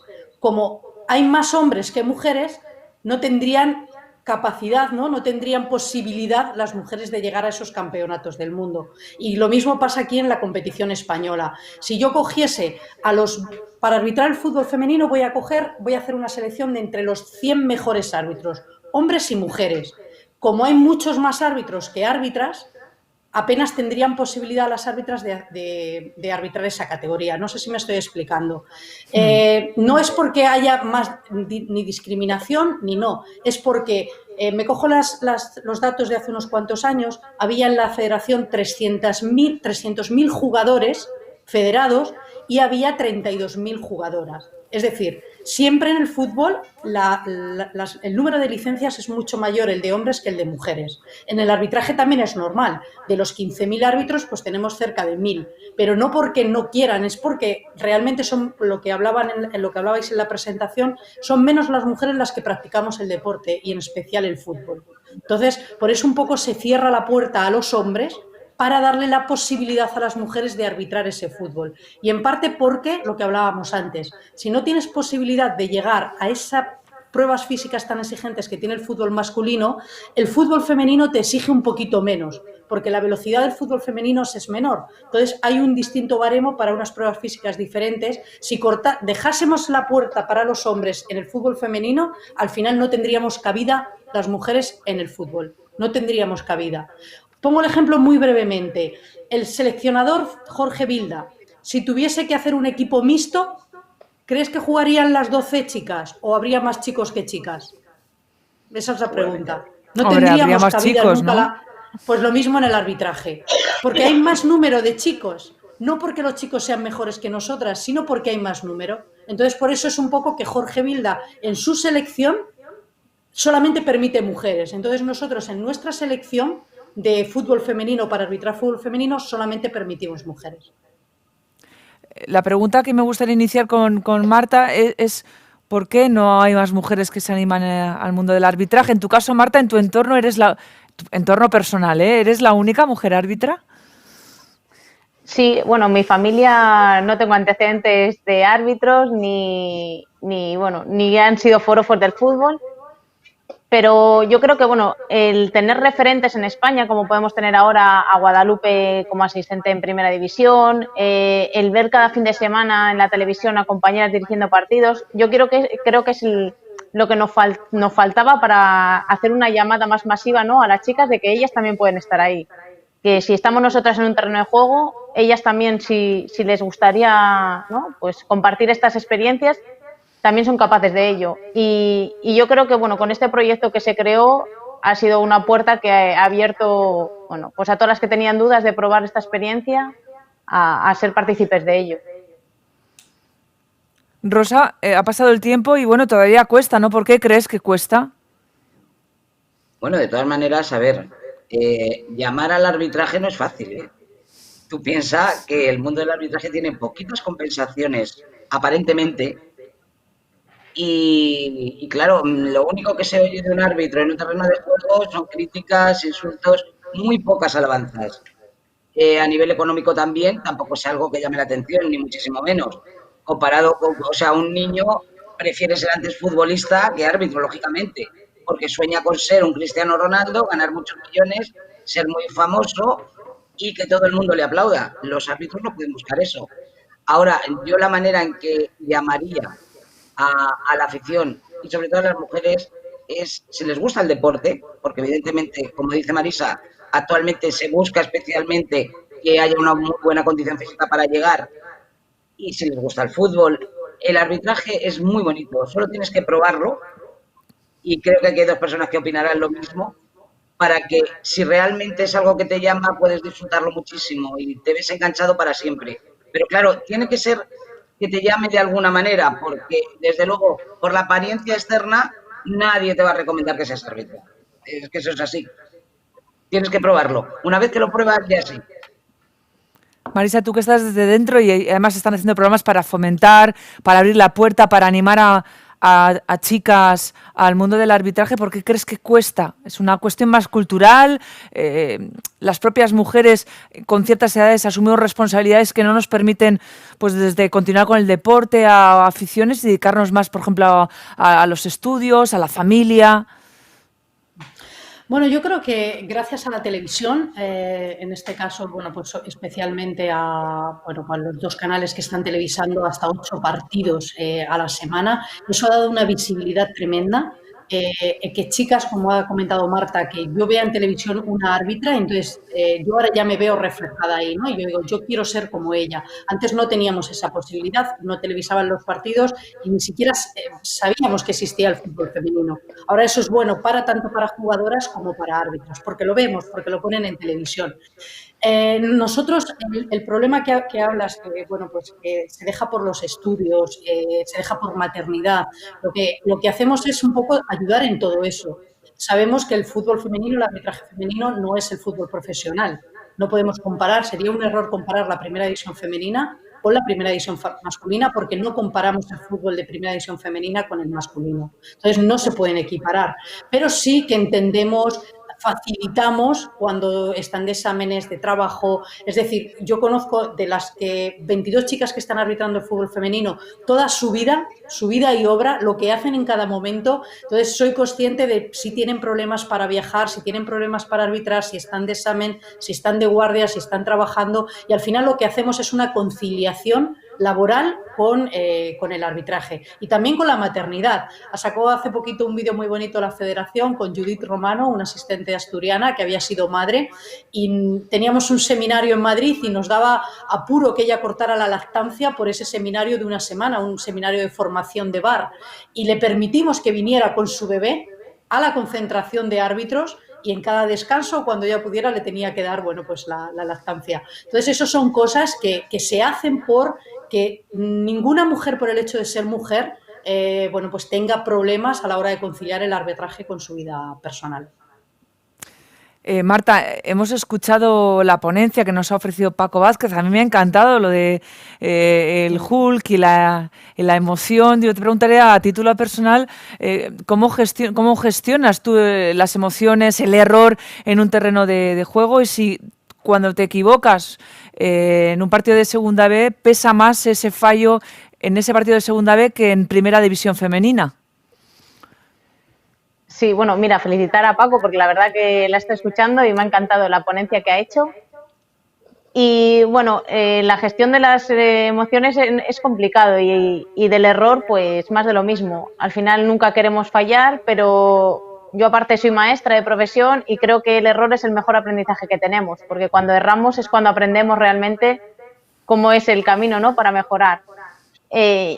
Está claro que en un partido no podemos dar vueltas al error una y otra vez, porque si estamos pensando en un posible penalti que no hemos pitado, seguramente que venga una situación segundos más tarde y sea otro error que tenemos que ir acumulando, ¿no? Entonces, mira, el comité ha hecho una buena labor este año y nos hace rellenar un autoanálisis una vez que hemos finalizado el partido, ¿no? 24 horas después de haber dirigido un partido tenemos que volver a verlo, analizarlo y hacer un autoanálisis, ¿no?, como se llama el documento, de nuestra actuación, con qué puntos positivos hemos tenido, ¿no?, para seguir fomentándolos y qué puntos a mejora o qué errores hemos cometido, pues para analizarlos, el por qué he fallado, el por qué he sacado esta tarjeta si no la tenía que haber sacado, por qué no he visto este penalti, estaba mal colocada, físicamente no he llegado. Entonces, es un proceso que tenemos que hacer en casa y que a mí me viene muy bien porque es verdad que cuando vemos que a lo mejor una decisión ha sido trascendente para el resultado de un partido, pues no nos vamos a casa tranquilos, ¿no? Tenemos en nuestra conciencia el por qué he fallado, el por qué no lo he visto y bueno, este método, este documento, el poder volver a ver nuestro partido, el poder volver a analizarlo, hace que, bueno, pues que mejoremos, que para el próximo partido por lo menos tengamos esa mejora. Y bueno, esa es la forma, ¿no?, que vamos un poco gestionando nuestros errores y que vamos mejorándolo y sobre todo el reconocer el error. Yo creo que de nada nos vale y nos hacemos un flaco favor si nos buscamos excusas e intentamos justificar cualquier situación para no reconocerlo. El error... Hay dos cosas, perdona Olga, hay dos ¿Sí? cosas que nosotros tratamos mucho en los seminarios cuando venimos con los árbitros, que es como cuando cometes un error se permite un día de duelo, pero al día siguiente ya hay que ponerse a trabajar en qué se ha fallado, como dice Marta. Y luego, sobre todo y especialmente, ¿no?, que nosotros se cataloga al árbitro, no es el mejor el que menos errores comete, sino el que aun cometiéndolos sale antes, ¿no? Es capaz de recuperarse antes. Como dice Marta, ella sabe que se ha equivocado un penalti en la primera parte, pero es mejor árbitro el que sale en la segunda ya concienciado de que esa jugada ya es pasada. Quería también trasladaros una duda y una pregunta que nos está haciendo mucha gente a través de redes sociales, y es el error genera una reacción y la reacción en la grada personificado en insulto, entiendo que eso no ha variado mucho de los años 80 al 2020, ¿no, Rosa, Marisa, Marta? En mi opinión no ha variado mucho, ni el insulto ni el tipo de insulto, por desgracia, porque siempre a las mujeres les hace muchos insultos muy machistas, Pero el insulto es igual para hombres y para mujeres, ¿eh? Es decir, no es que los hombres sean menos insultados, tal vez de forma diferente, pero menos para nada. En eso sí que no hay discriminación, te lo puedo garantizar. Y bueno, la gestión del insulto, pues yo personalmente en las 9 temporadas que estuve arbitrando, nunca tuve la oportunidad de arbitrar en un campo como haya podido arbitrar Marisa o ahora Marta, y con mucha más gente, pero vamos, tenías el insulto más cerca, también es cierto, y además era una época en que había mucha más agresividad por parte del público y afortunadamente no tuve ninguna agresión, pero compañeros continuamente sufrían agresiones en los campos, sobre todo regional. Pero yo creo que los árbitros en general, tanto hombres como mujeres, la gestión del insulto es: yo estoy en mi partido, yo controlo el campo, lo de fuera no lo puedo controlar, tengo que influirme lo menos posible. Y yo creo que en la mayoría de los casos influye muy poco. La gente piensa, mucha gente piensa que la presión del público hace que el árbitro se incline hacia la labor, hacia lo otro. Yo eso no lo he creído nunca, porque claro, a lo mejor porque he sido árbitro, pero es que hay algo que yo siempre digo cuando discuto con la gente a este respecto, es: me puedes decir que un árbitro lo ha hecho muy mal, que se ha equivocado mucho, pero que tenía una preferencia no me lo digas nunca, porque no lo puedo creer. Ni aunque sea de un equipo de fútbol y pites equipos, que me da igual. El árbitro cuando sale al terreno de juego solo intenta hacer su labor de la mejor manera posible. Todos los fallos son errores. Nunca hay premeditación. Nunca. No me hará creer nadie eso. El otro día me decía Marisa, un árbitro de baloncesto, pongo el ejemplo porque en el baloncesto hay estadísticas inmediatas, y me decía que el árbitro en sí, el concreto en baloncesto, tiene un porcentaje de acierto mucho más alto que el de cualquier jugador y, sin embargo, en muchas ocasiones tienen que salir por la puerta de atrás o casi escoltados por reacciones, ¿no? ¿Hay un caparazón especial para las árbitras y los árbitros para aguantar insultos y hasta el punto de que no afecten?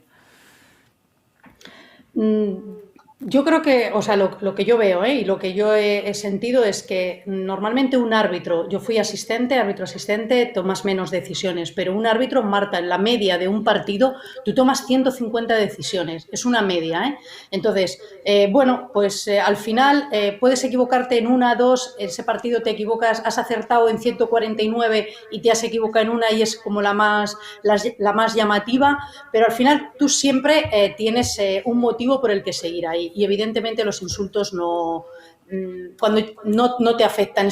Nos duele solamente con una cosa, en el deporte base, ¿no? Cuando hay niños de 14 años, ya no niñas, como muy bien ha dicho Rosa, aquí no se diferencia, es que me voy del arbitraje, yo soy chica y me insultan. Pues no, pues a lo mejor esto no es lo tuyo, ¿no? Es verdad, los insultos son diferentes, pero no te insultan por ser mujer, te insultan por ser árbitro.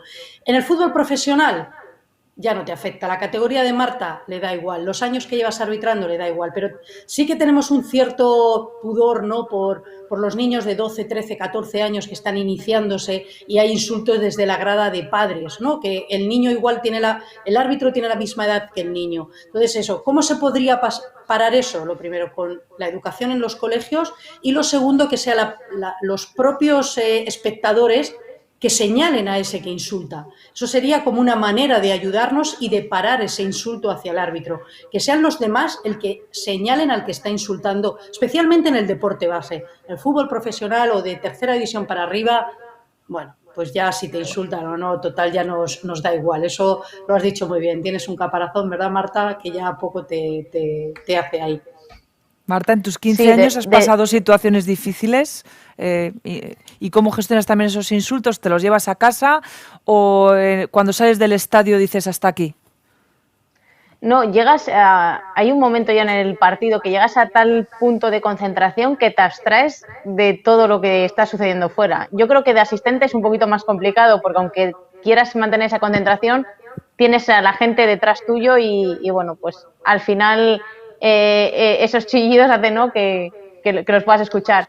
Pero en el centro del campo, entre el uso del pinganillo, que nos ayuda muchísimo también a mantener esa concentración porque únicamente escuchamos a nuestros compañeros, y eso, no sé, llega ya a un punto que puede estar cayendo incluso el diluvio universal, porque a mí me ha pasado en partidos de decir, es que ha estado lloviendo y ni me he percatado, porque llegas a momentos de concentración que te abstraes de todo lo exterior.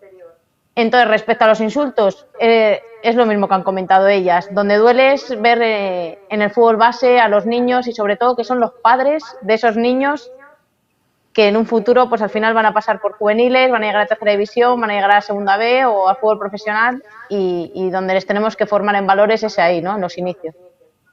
Ponemos casi el punto final con una última cuestión. Os pido un poco de brevedad.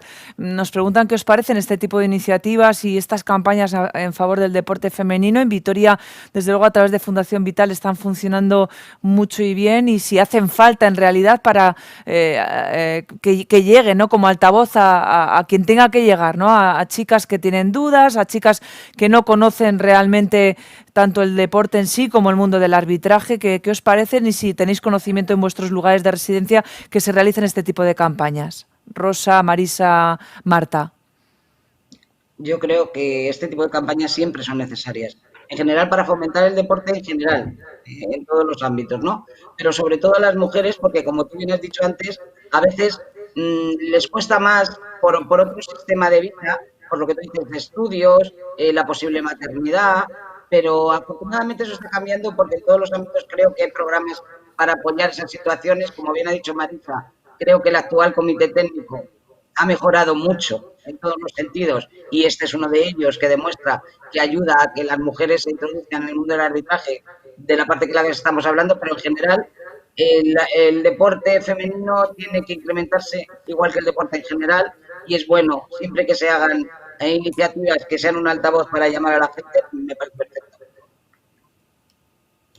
Marisa. Sí, desde luego se están haciendo muchas campañas y la principal es la visibilidad que se da en televisión. O sea, cuanto más deporte o fútbol, en este caso femenino, vemos en televisión, más somos conscientes de que existe, ¿no?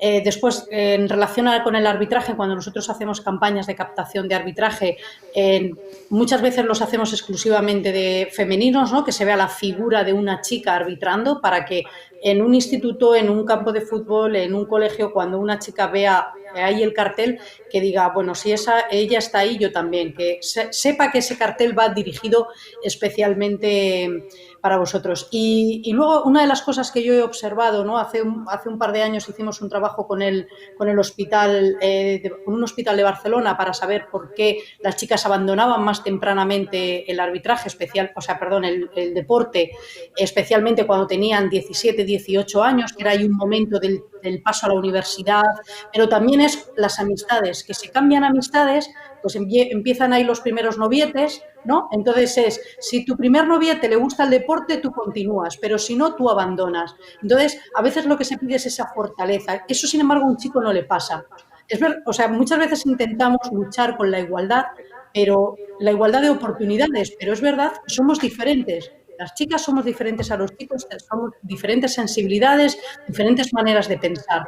Y en este caso es uno de ellos. A un chico le gusta el deporte y aunque tenga su primera novieta, no va a dejar el deporte. Y sin embargo a nosotras nos pasa. Entonces es como, tenemos que pelear con eso, de que a una chica, cuando llega a esa edad de cambios, de amigos, de ciudad, de universidades, que intente, ¿no?, conocer a un nuevo equipo, que se acerque a las asociaciones, a los equipos de fútbol, que si conocen nuevos amigos que estén relacionados con el deporte para que al final, bueno, pues no te dejes arrastrar por esas nuevas ideas que te pueden llegar. Esto es así como algo muy, muy general, ¿no?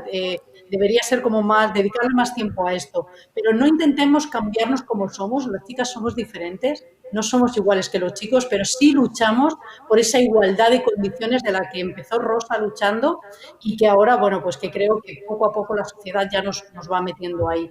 Pero bueno, no nos ruboricemos por el hecho de que a veces por ser chicas pensamos de diferente manera que los chicos. No.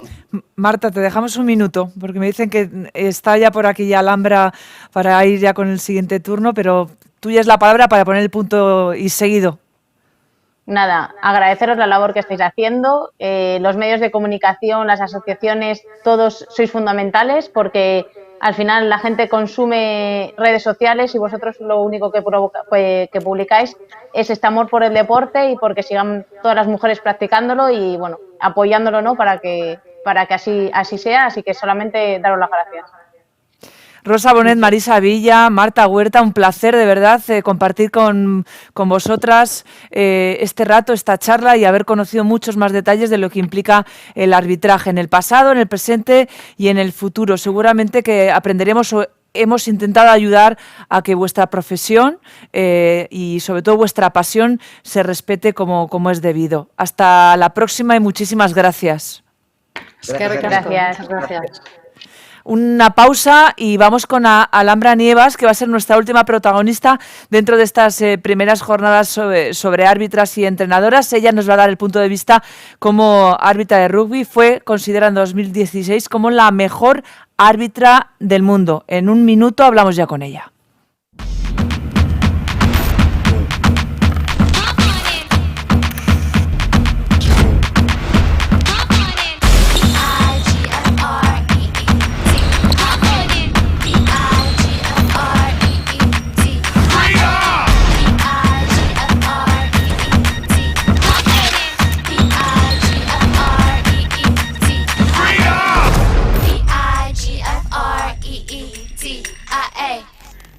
Bizitzan gerta dakizukeen honetarikoa da.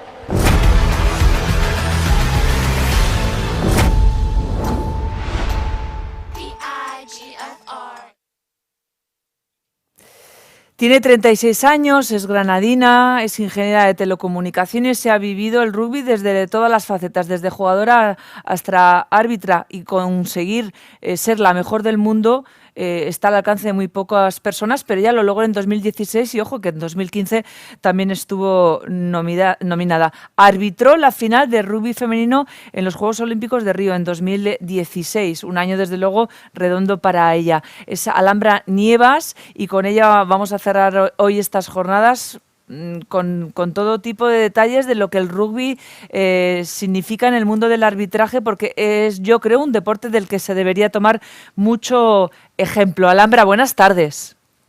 Arrachaldeón, Olga, y a todos los que nos escuchan. Buenas tardes. Yo pienso, el día que te dicen, Alhambra, eres la mejor árbitra del mundo, y no sé todavía cómo catalogar la reacción, pero tuvo que ser un momento inolvidable para ti, ¿no? Por supuesto, fue muy, impresionante. Para mí ya estar nominada tanto el año anterior como el año que al final me otorgaron el galardón ya era un premio. Y bueno, pues muy contenta. Yo creo que al final, sobre todo el resultado al trabajo bien hecho dentro del campo, que es lo importante. Y bueno, la responsabilidad que tuve en 2016 de pitar la final olímpica en Río. Ahora nos cuentas, vamos a ver un vídeo y continuamos con la entrevista. Alhambra. Llamándose Alhambra, la mejor árbitro del mundo del rugby, solo podía nacer en Granada. Pero fue en Málaga donde esta ingeniera de telecomunicaciones se hizo mayor. Cuando tenía 18 años me imaginaba una vida trabajando como ingeniera. Y fue allí donde apareció él.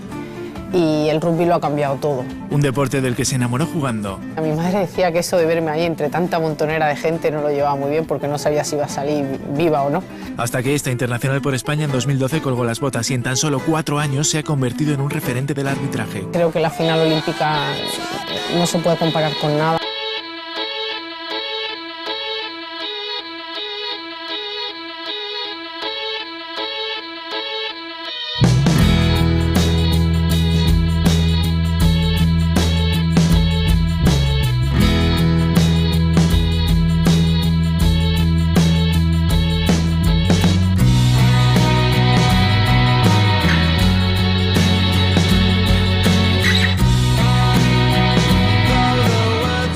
Nievas sigue haciendo historia. Es cierto que todo lo que está pasando te hace ser referente y sobre todo te da una responsabilidad. But this means that doesn't matter where you come from, if you work hard, you can do it. En un deporte que le capturó desde el principio. El rugby es mucho más que un deporte.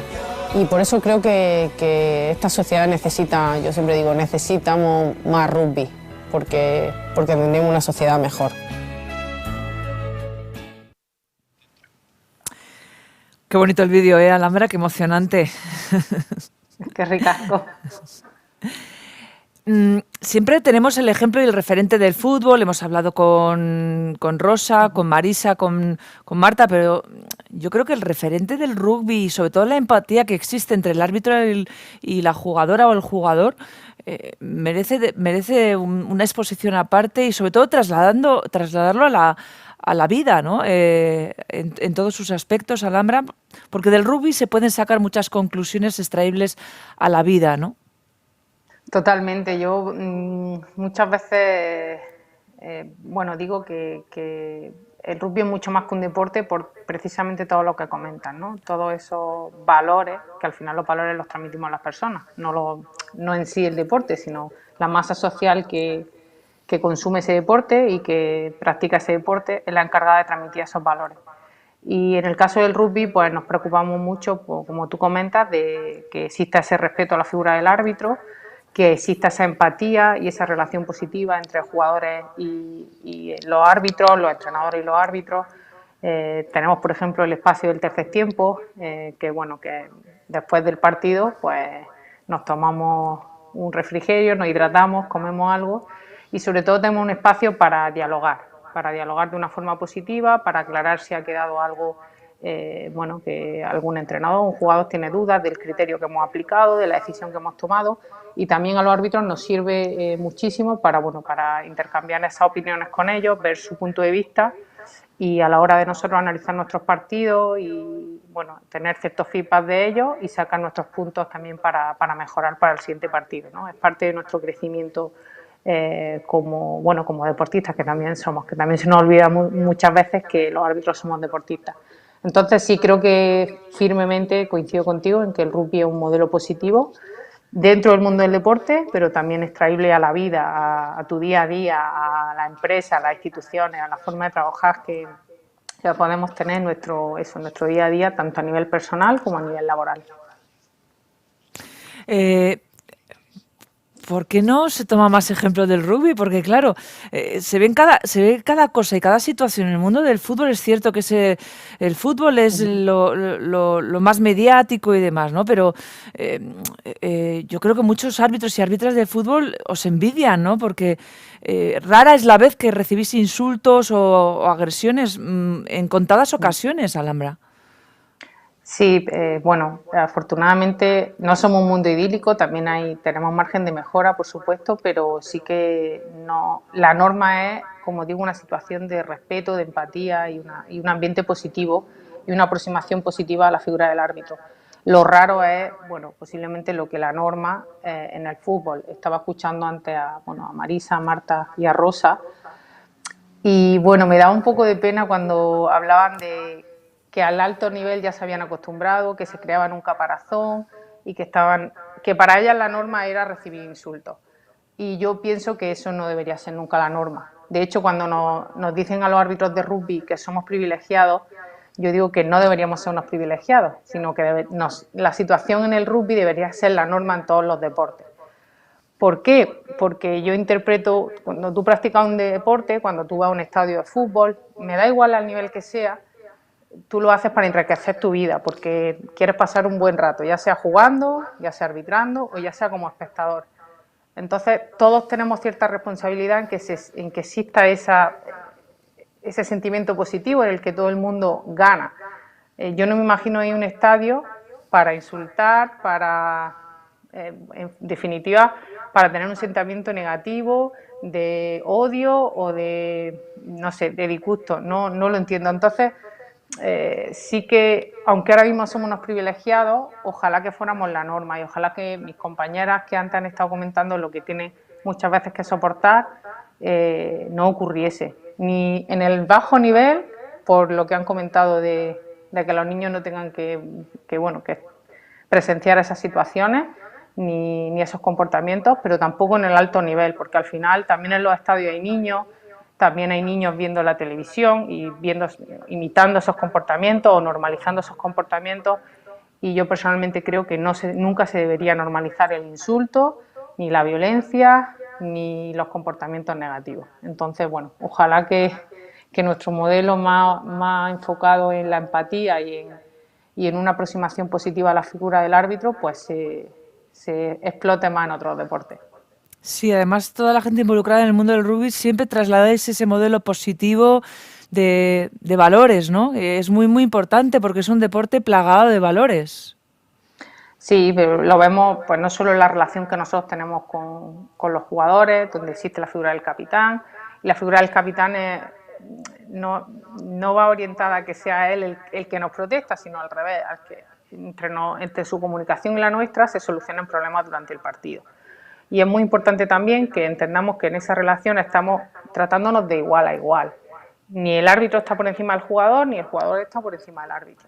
Cada uno tiene un rol y lo importante es que trabajemos juntos y nos comuniquemos de forma empática para que todo fluya y para que todos al final podamos disfrutar del partido. Los jugadores, los espectadores y bueno, nosotros también como árbitros, que una de las cosas que me ha gustado que ha dicho Rosa es que es importante que disfrutemos de lo que hacemos dentro del campo. Y para disfrutar, pues yo creo que es muy importante sentirte respetado y bueno, y que se valore tu función, porque sin el árbitro no se puede jugar.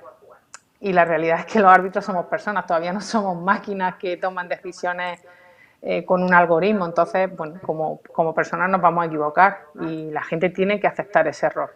Igual que se equivoca el jugador, igual que se equivoca el entrenador, pues los árbitros vamos también en algunos momentos a equivocarnos. El error es parte intrínseca del ser humano, ¿no? Entonces, bueno, sí que, como digo, no solo entre jugadores y árbitros, sino entre los propios jugadores. El respeto al contrario es muy importante, esa caballerosidad que existe entre ellos. Un equipo cuando acaba le hace el pasillo al otro, en todos los partidos, no solo en grandes eventos, sino en el día a día, y eso se transmite pues desde que un niño entra a jugar al rugby con 5 o 6 años hasta el máximo nivel. Entonces yo creo que es importante, bueno, que sigamos la masa social, como digo, que consume y que practica el deporte, que siga transmitiendo esos valores y esos comportamientos de generación en generación para que no se pierdan. Hay alguien o varios que se preguntan ¿qué hace una ingeniería de telecomunicaciones involucrada hasta arriba del rugby? Porque tú vives del rugby, ¿no, Alhambra? Sí, yo vivo del rugby. Fue una apuesta muy arriesgada, es cierto. Tenía un sueño cuando decidí dedicarme en exclusiva al arbitraje y no centrarme en mi carrera como ingeniera, fue fundamentalmente por el sueño de estar en unos Juegos Olímpicos. Yo desde que era muy pequeña he sido muy deportista y me pasaba los veranos ahí en la tele viendo todos los deportes que había en los Juegos Olímpicos. Y bueno, por ese sueño me decanté. Yo estuve durante 11 temporadas jugando, luego estuve un tiempo jugando y arbitrando de forma paralela, cada vez le quitaba más tiempo a jugar y se lo iba dando al arbitraje y al final decidí, bueno, hacer una carrera, dedicarme a tiempo completo. Como digo, no fue fácil, pero bueno, durante un tiempo, fundamentalmente por el apoyo de la Federación Internacional, que me hizo un contrato semiprofesional, pude dedicarme en exclusiva. También por el apoyo de la clínica con la que yo entrenaba, que me dieron todo el apoyo de preparación física, fisioterapia y nutrición. Y bueno, también, ahora ya, desde 2018, cuando decidí colgar las botas, estoy trabajando como gerente de gestión de arbitraje en la Federación Internacional, en World Rugby. Y a día de hoy, pues sí, me puedo dedicar a mi pasión, a lo que realmente me hace feliz. Y que creo que no es fácil tampoco en los tiempos que corren, así que bueno, muy contenta, es un gran reto también el que afronto, porque bueno, todo el tema de la gestión tiene también una gran responsabilidad, sobre todo también cuando trabaja a nivel global, detectar y analizar las diferentes realidades. Hay federaciones evidentemente que tienen una estructura mucho más profesional que otras y hay que saber reconocer todos los escenarios y al final aplicar bien los recursos para intentar que a nivel global nuestro deporte siga creciendo y el arbitraje, por supuesto. En ese crecimiento, tanto del deporte como del arbitraje, ¿cuánto de bueno ha traído el Seven al rugby, Alhambra? Pues ha traído mucho, fundamentalmente porque cuando el rugby entró en el programa olímpico, en Río por primera vez, aunque bueno, el rugby 15 había estado hace... en la época de los 80 o así, de los 80 me refiero de 1880 o así, ¿no? Ya ni me acuerdo exactamente el año, pero bueno, el Rugby 7 entró por primera vez en el programa olímpico en Río y en ese sentido pues es muy importante porque al final cuando un deporte es olímpico, el apoyo de los gobiernos y de todos los programas que hay de apoyo a los deportes olímpicos es muy importante. Entonces eso pues nos ha dado un crecimiento muy grande en número de licencias, de practicantes. El rugby 7 quizás sea más fácil inicialmente de jugar porque tiene menos jugadores y bueno, un poco más, para alguna gente es más atractivo, más dinámico y más fácil de entender porque nuestro deporte tiene un reglamento muy muy complejo, como digo, y bueno, pues sí que yo creo que ha sido muy importante para nuestro deporte cuando el rugby 7, digamos, pasó de ser lo que jugábamos en verano, un poco además, pues eso, en la playa, fuera de temporada, cuando ha pasado a ser un deporte totalmente profesional, apoyado por las federaciones y por los gobiernos, con todos los programas olímpicos. Alhambra, nos preguntan que, dado el razonamiento que nos daba antes Marisa Villa de por qué no hay mujeres que aún piten en primera división masculina, hablaba del tema de la dificultad de las pruebas físicas, ¿por qué en el rugby no ocurre eso y se puede ver a una mujer, si no me equivoco, viendo arbitrar un partido de alto nivel de hombres? Bueno, pues en nuestro caso, aquí en España, de hecho yo no fui la primera. Ha habido 2 mujeres pioneras, un poco como Rosa, que ellas sí arbitraban la máxima categoría masculina. De hecho han arbitrado finales de liga, finales de copa y han sido referentes. Sí es cierto que siempre hemos sido pocas, pero creo que para nosotros ha sido más normal o más natural que si tenían las condiciones. Hemos tenido siempre las mismas pruebas físicas y si tú cumplías todos los estándares físicos, técnicos, tácticos, todo mental, pues ¿por qué no te daban la oportunidad de arbitrar la categoría a la que tú, estabas preparada, ¿no? Entonces, bueno, yo soy la tercera, ahora hay otras 2 compañeras en categoría nacional y, como digo, para nosotros es mucho más normal. A nivel internacional, quizás sí que es más difícil, un poco por lo que comentaba Marisa, la velocidad del juego, pero cada vez estamos viendo que se están abriendo más las oportunidades y no en el máximo nivel ahora mismo, pero sí que, por ejemplo, en competición europea hemos tenido varios casos, Joy Neville de Irlanda, Sarah Cox, que han arbitrado como un segundo nivel, digamos, como una UEFA, y bueno, ya cada vez se está normalizando más. ¿Por qué? Pues yo creo que porque hay que romper un poco el cliché de como las mujeres arbitramos competición femenina y no damos para más, ¿no? Que yo creo que esa mentalidad antigua todavía persiste. Yo creo que se está rompiendo y que afortunadamente cada vez, pues al final, pues con trabajo, con lo que ha comentado Marta, preparándote físicamente y cumpliendo, digamos, todos los estándares, ¿por qué no arbitrar cualquier competición para la que tú estés preparada? Yo el primer día no iba a arbitrar la final de la Copa del Rey, que al final acabé pitando 2 finales de Copa del Rey masculina, pero bueno, fui creciendo en categoría, fui preparándome, fui progresando exactamente igual que mis compañeros hombres, así que bueno, ojalá que cada vez seamos más y bueno, se normalice y se naturalice, que yo creo que es la clave. Alhambra, nos pregunta por la evolución del rugby español femenino. Es cierto que las leonas creo que han dado un paso hacia adelante para dar a conocer el rugby a nivel selección, pero tal vez le falte un paso hacia adelante a la liga femenina actualmente en España.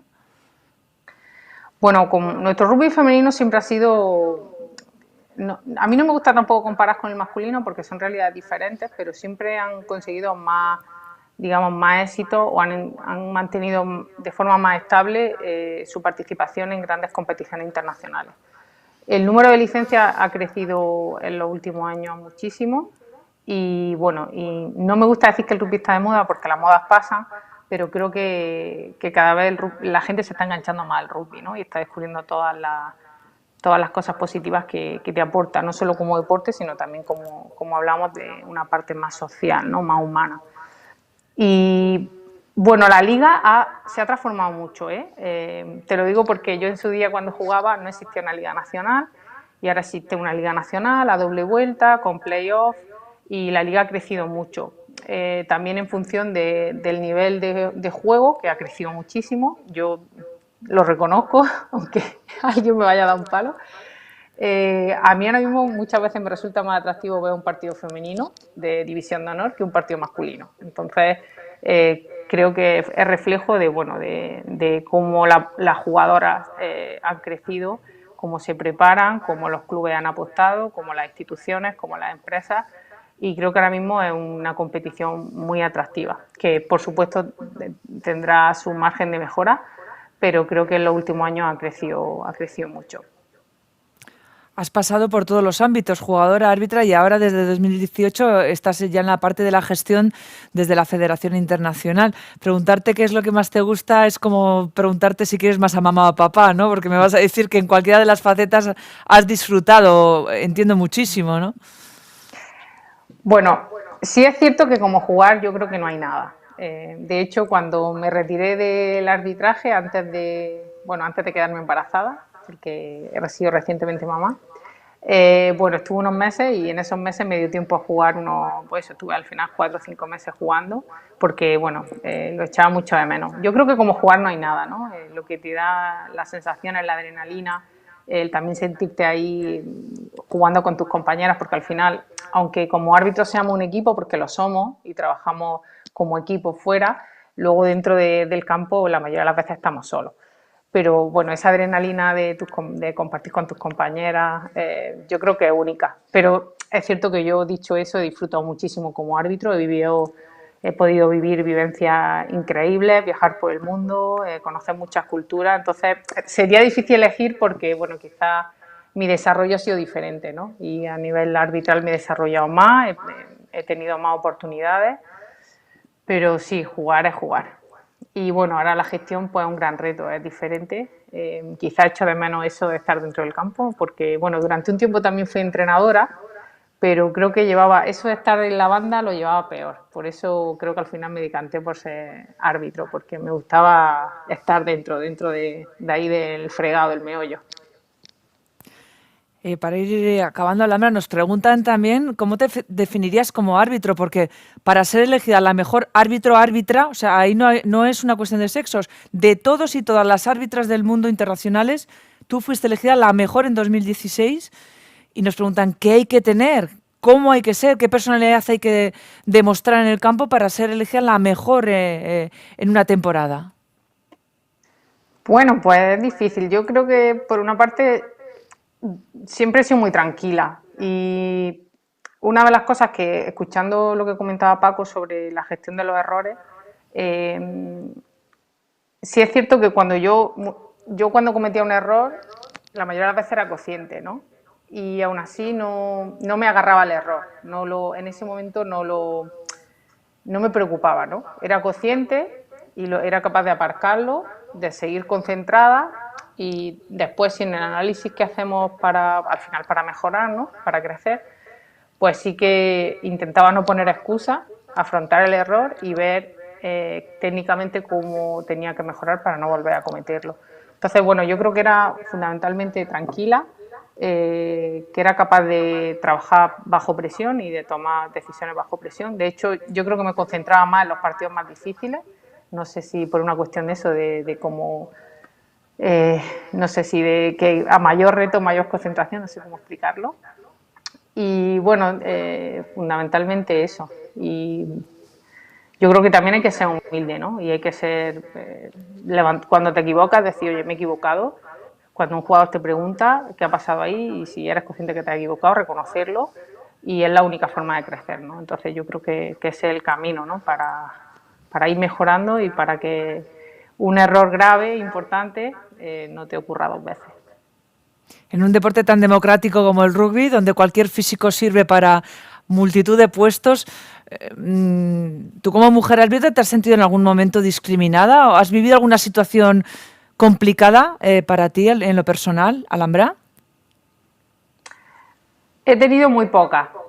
Algunas he tenido, no, como digo, no somos un mundo idílico y perfecto. Algunas he tenido. Como dices, o sea, centrándonos en, digamos, atacarme o insultarme por ser mujer. Sí, alguna vez me han dicho te tenías que haber quedado en la cocina, que bueno, creo que también podrían innovar un poco porque eso ya es como muy monótono y no nada creativo. Yo la verdad que cuando escuchaba cosas así no me enfadaba, porque creo que al final comportamientos que tú no controlas y que yo al final quiero pensar que son por una falta de educación, ¿no? Lo ha comentado creo que Marisa. Creo que atacar a una mujer árbitro por ser mujer es por una falta de educación, y porque al final, no sé, es que somos mujeres, que no podemos cambiarlo, pero somos perfectamente capaces de cocinar y de arbitrar, y no pasa nada por hacer las dos cosas. Entonces yo no me enfadaba, yo la mayoría de las veces intentaba tomármelo con humor y bueno, sí que una vez recuerdo y lo destaco como positivo porque ese día estaba yo estaba como árbitro principal y una compañera estaba como asistente. Y era un partido de división de honor masculina y se escucharon algunos comentarios machistas desde la grada y había un grupo de jugadoras viendo el partido. Y ese grupo de jugadoras que se sintieron bastante molestas por la situación, denunciaron esa situación y yo creo que con una responsabilidad que al final todos tenemos, igual que cuando, por ejemplo, yo estoy en una grada y escucho si alguien insulta o se mete con el árbitro, pues yo me preocupo de decirle a esa persona que por favor en el rugby en la grada no se insulta ni al árbitro, ni a los jugadores, ni a nadie que esté participando del partido. Entonces, bueno, he tenido algunas, pero me lo he intentado tomar eso con no decir con humor que es que me ría, sino intentar aislarlo porque gente maleducada y gente que no entiende en el mundo que vivimos hoy, hacia dónde va el mundo que vivimos hoy, bueno, yo no la puedo controlar. Entonces, intentar que no me enfade, que no me genere nada negativo y que no afecte a lo que yo estoy haciendo en ese momento. Y la otra cosa que quizá, posiblemente que eso sí que me haya molestado más, o cuando me ha ocurrido sí que me ha hecho un poco más de efecto a mí personalmente, es que ha habido gente que ha intentado minimizar lo que yo he conseguido, diciendo que lo que yo he alcanzado o donde yo he llegado por ser mujer y solo por ser mujer. Entonces, eso sí que me ha molestado cuando lo he escuchado, cuando alguien lo ha compartido y alguien me lo ha contado, porque creo que al final es minimizar lo que las mujeres estamos consiguiendo, y creo que es importante visualizarlo, creo que es importante. Por ejemplo, estas jornadas que estamos teniendo creo que es importante porque al final lo que no se ve, la gente muchas veces no sabe que puede hacerlo, ¿no? Antes la mujer estaba en su casa cocinando, pero cuando empezó a haber mujeres que salían y trabajaban, pues eso se empezó a naturalizar y hoy es algo, pues, bueno, afortunadamente prácticamente normal, ¿no? Entonces sí que la cosa que quizás me ha molestado es que me quiten mérito a lo que he logrado, diciendo que lo he logrado solo por ser mujer, que lo que hace es anular todo tu trabajo, todas tus habilidades, todos tus méritos, pues eso, fundamentalmente tu trabajo. Y eso sí que me ha molestado. Damos fe que lo que has conseguido lo has hecho a base de... Digo que damos fe de que lo que has conseguido, Alhambra, lo has hecho a base de mucho trabajo, mucho esfuerzo, mucha dedicación y mucho amor a este deporte, porque hablar de rugby para ti es esbozar sonrisa y no parar, y eso lo transmites y lo contagias. Ojalá muchos deportes tomen ejemplo del rugby como un deporte de muchísimos valores que transmitir sobre todo a escuelas, a niños y a niñas. Un placer tenerte, Alhambra Nievas, mejor árbitra del mundo en 2016 y ahora en labores de gestión dentro de la Federación Internacional de Rugby. Nos volvemos a encontrar en un terreno de juego o en la vida, pero desde luego que este encuentro ha sido francamente satisfactorio. Alhambra, gracias. Un placer, mil esker, Olga, y por supuesto mil esker a la Asociación Vital por invitarme. Ha sido un gran placer y seguro que nos vemos muy pronto por los campos, que será buena noticia porque volveremos al campo que todos estamos deseando. Gracias, eskerrik asko. Suri, muchas gracias, Alhambra, que hemos visto que lo del euskera también se le da perfectamente bien. Ponemos punto y final a este primer día de estas primeras jornadas de árbitras y entrenadoras. Hoy cerramos todo lo que ha dado de sí el mundo del arbitraje en el mundo del fútbol, en el rugby, y mañana será el turno para las entrenadoras con una primera sesión práctica de la mano de Itziar García Peña, entrenadora emocional del equipo Cuchabán Araski. Después una mesa redonda con la entrenadora del equipo alavés Made Urieta, con Azu Muguruza, entrenadora de IDK Guipúzcoa, las dos únicas entrenadoras en Liga Femenina, y con la presencia también de la jugadora internacional, exjugadora internacional Ana Montañana, jugadora que también estuvo en la WNBA y que actualmente está en el cuerpo técnico de Montaquí Fuenlabrada en la Liga ACB. Cerraremos con una entrevista muy personal con Monse Tomé, seleccionadora sub-17 de fútbol y ayudante también en la absoluta. Hasta aquí, mañana a las 4:30 regresamos. Gracias por estar y por seguirnos. Bierarte.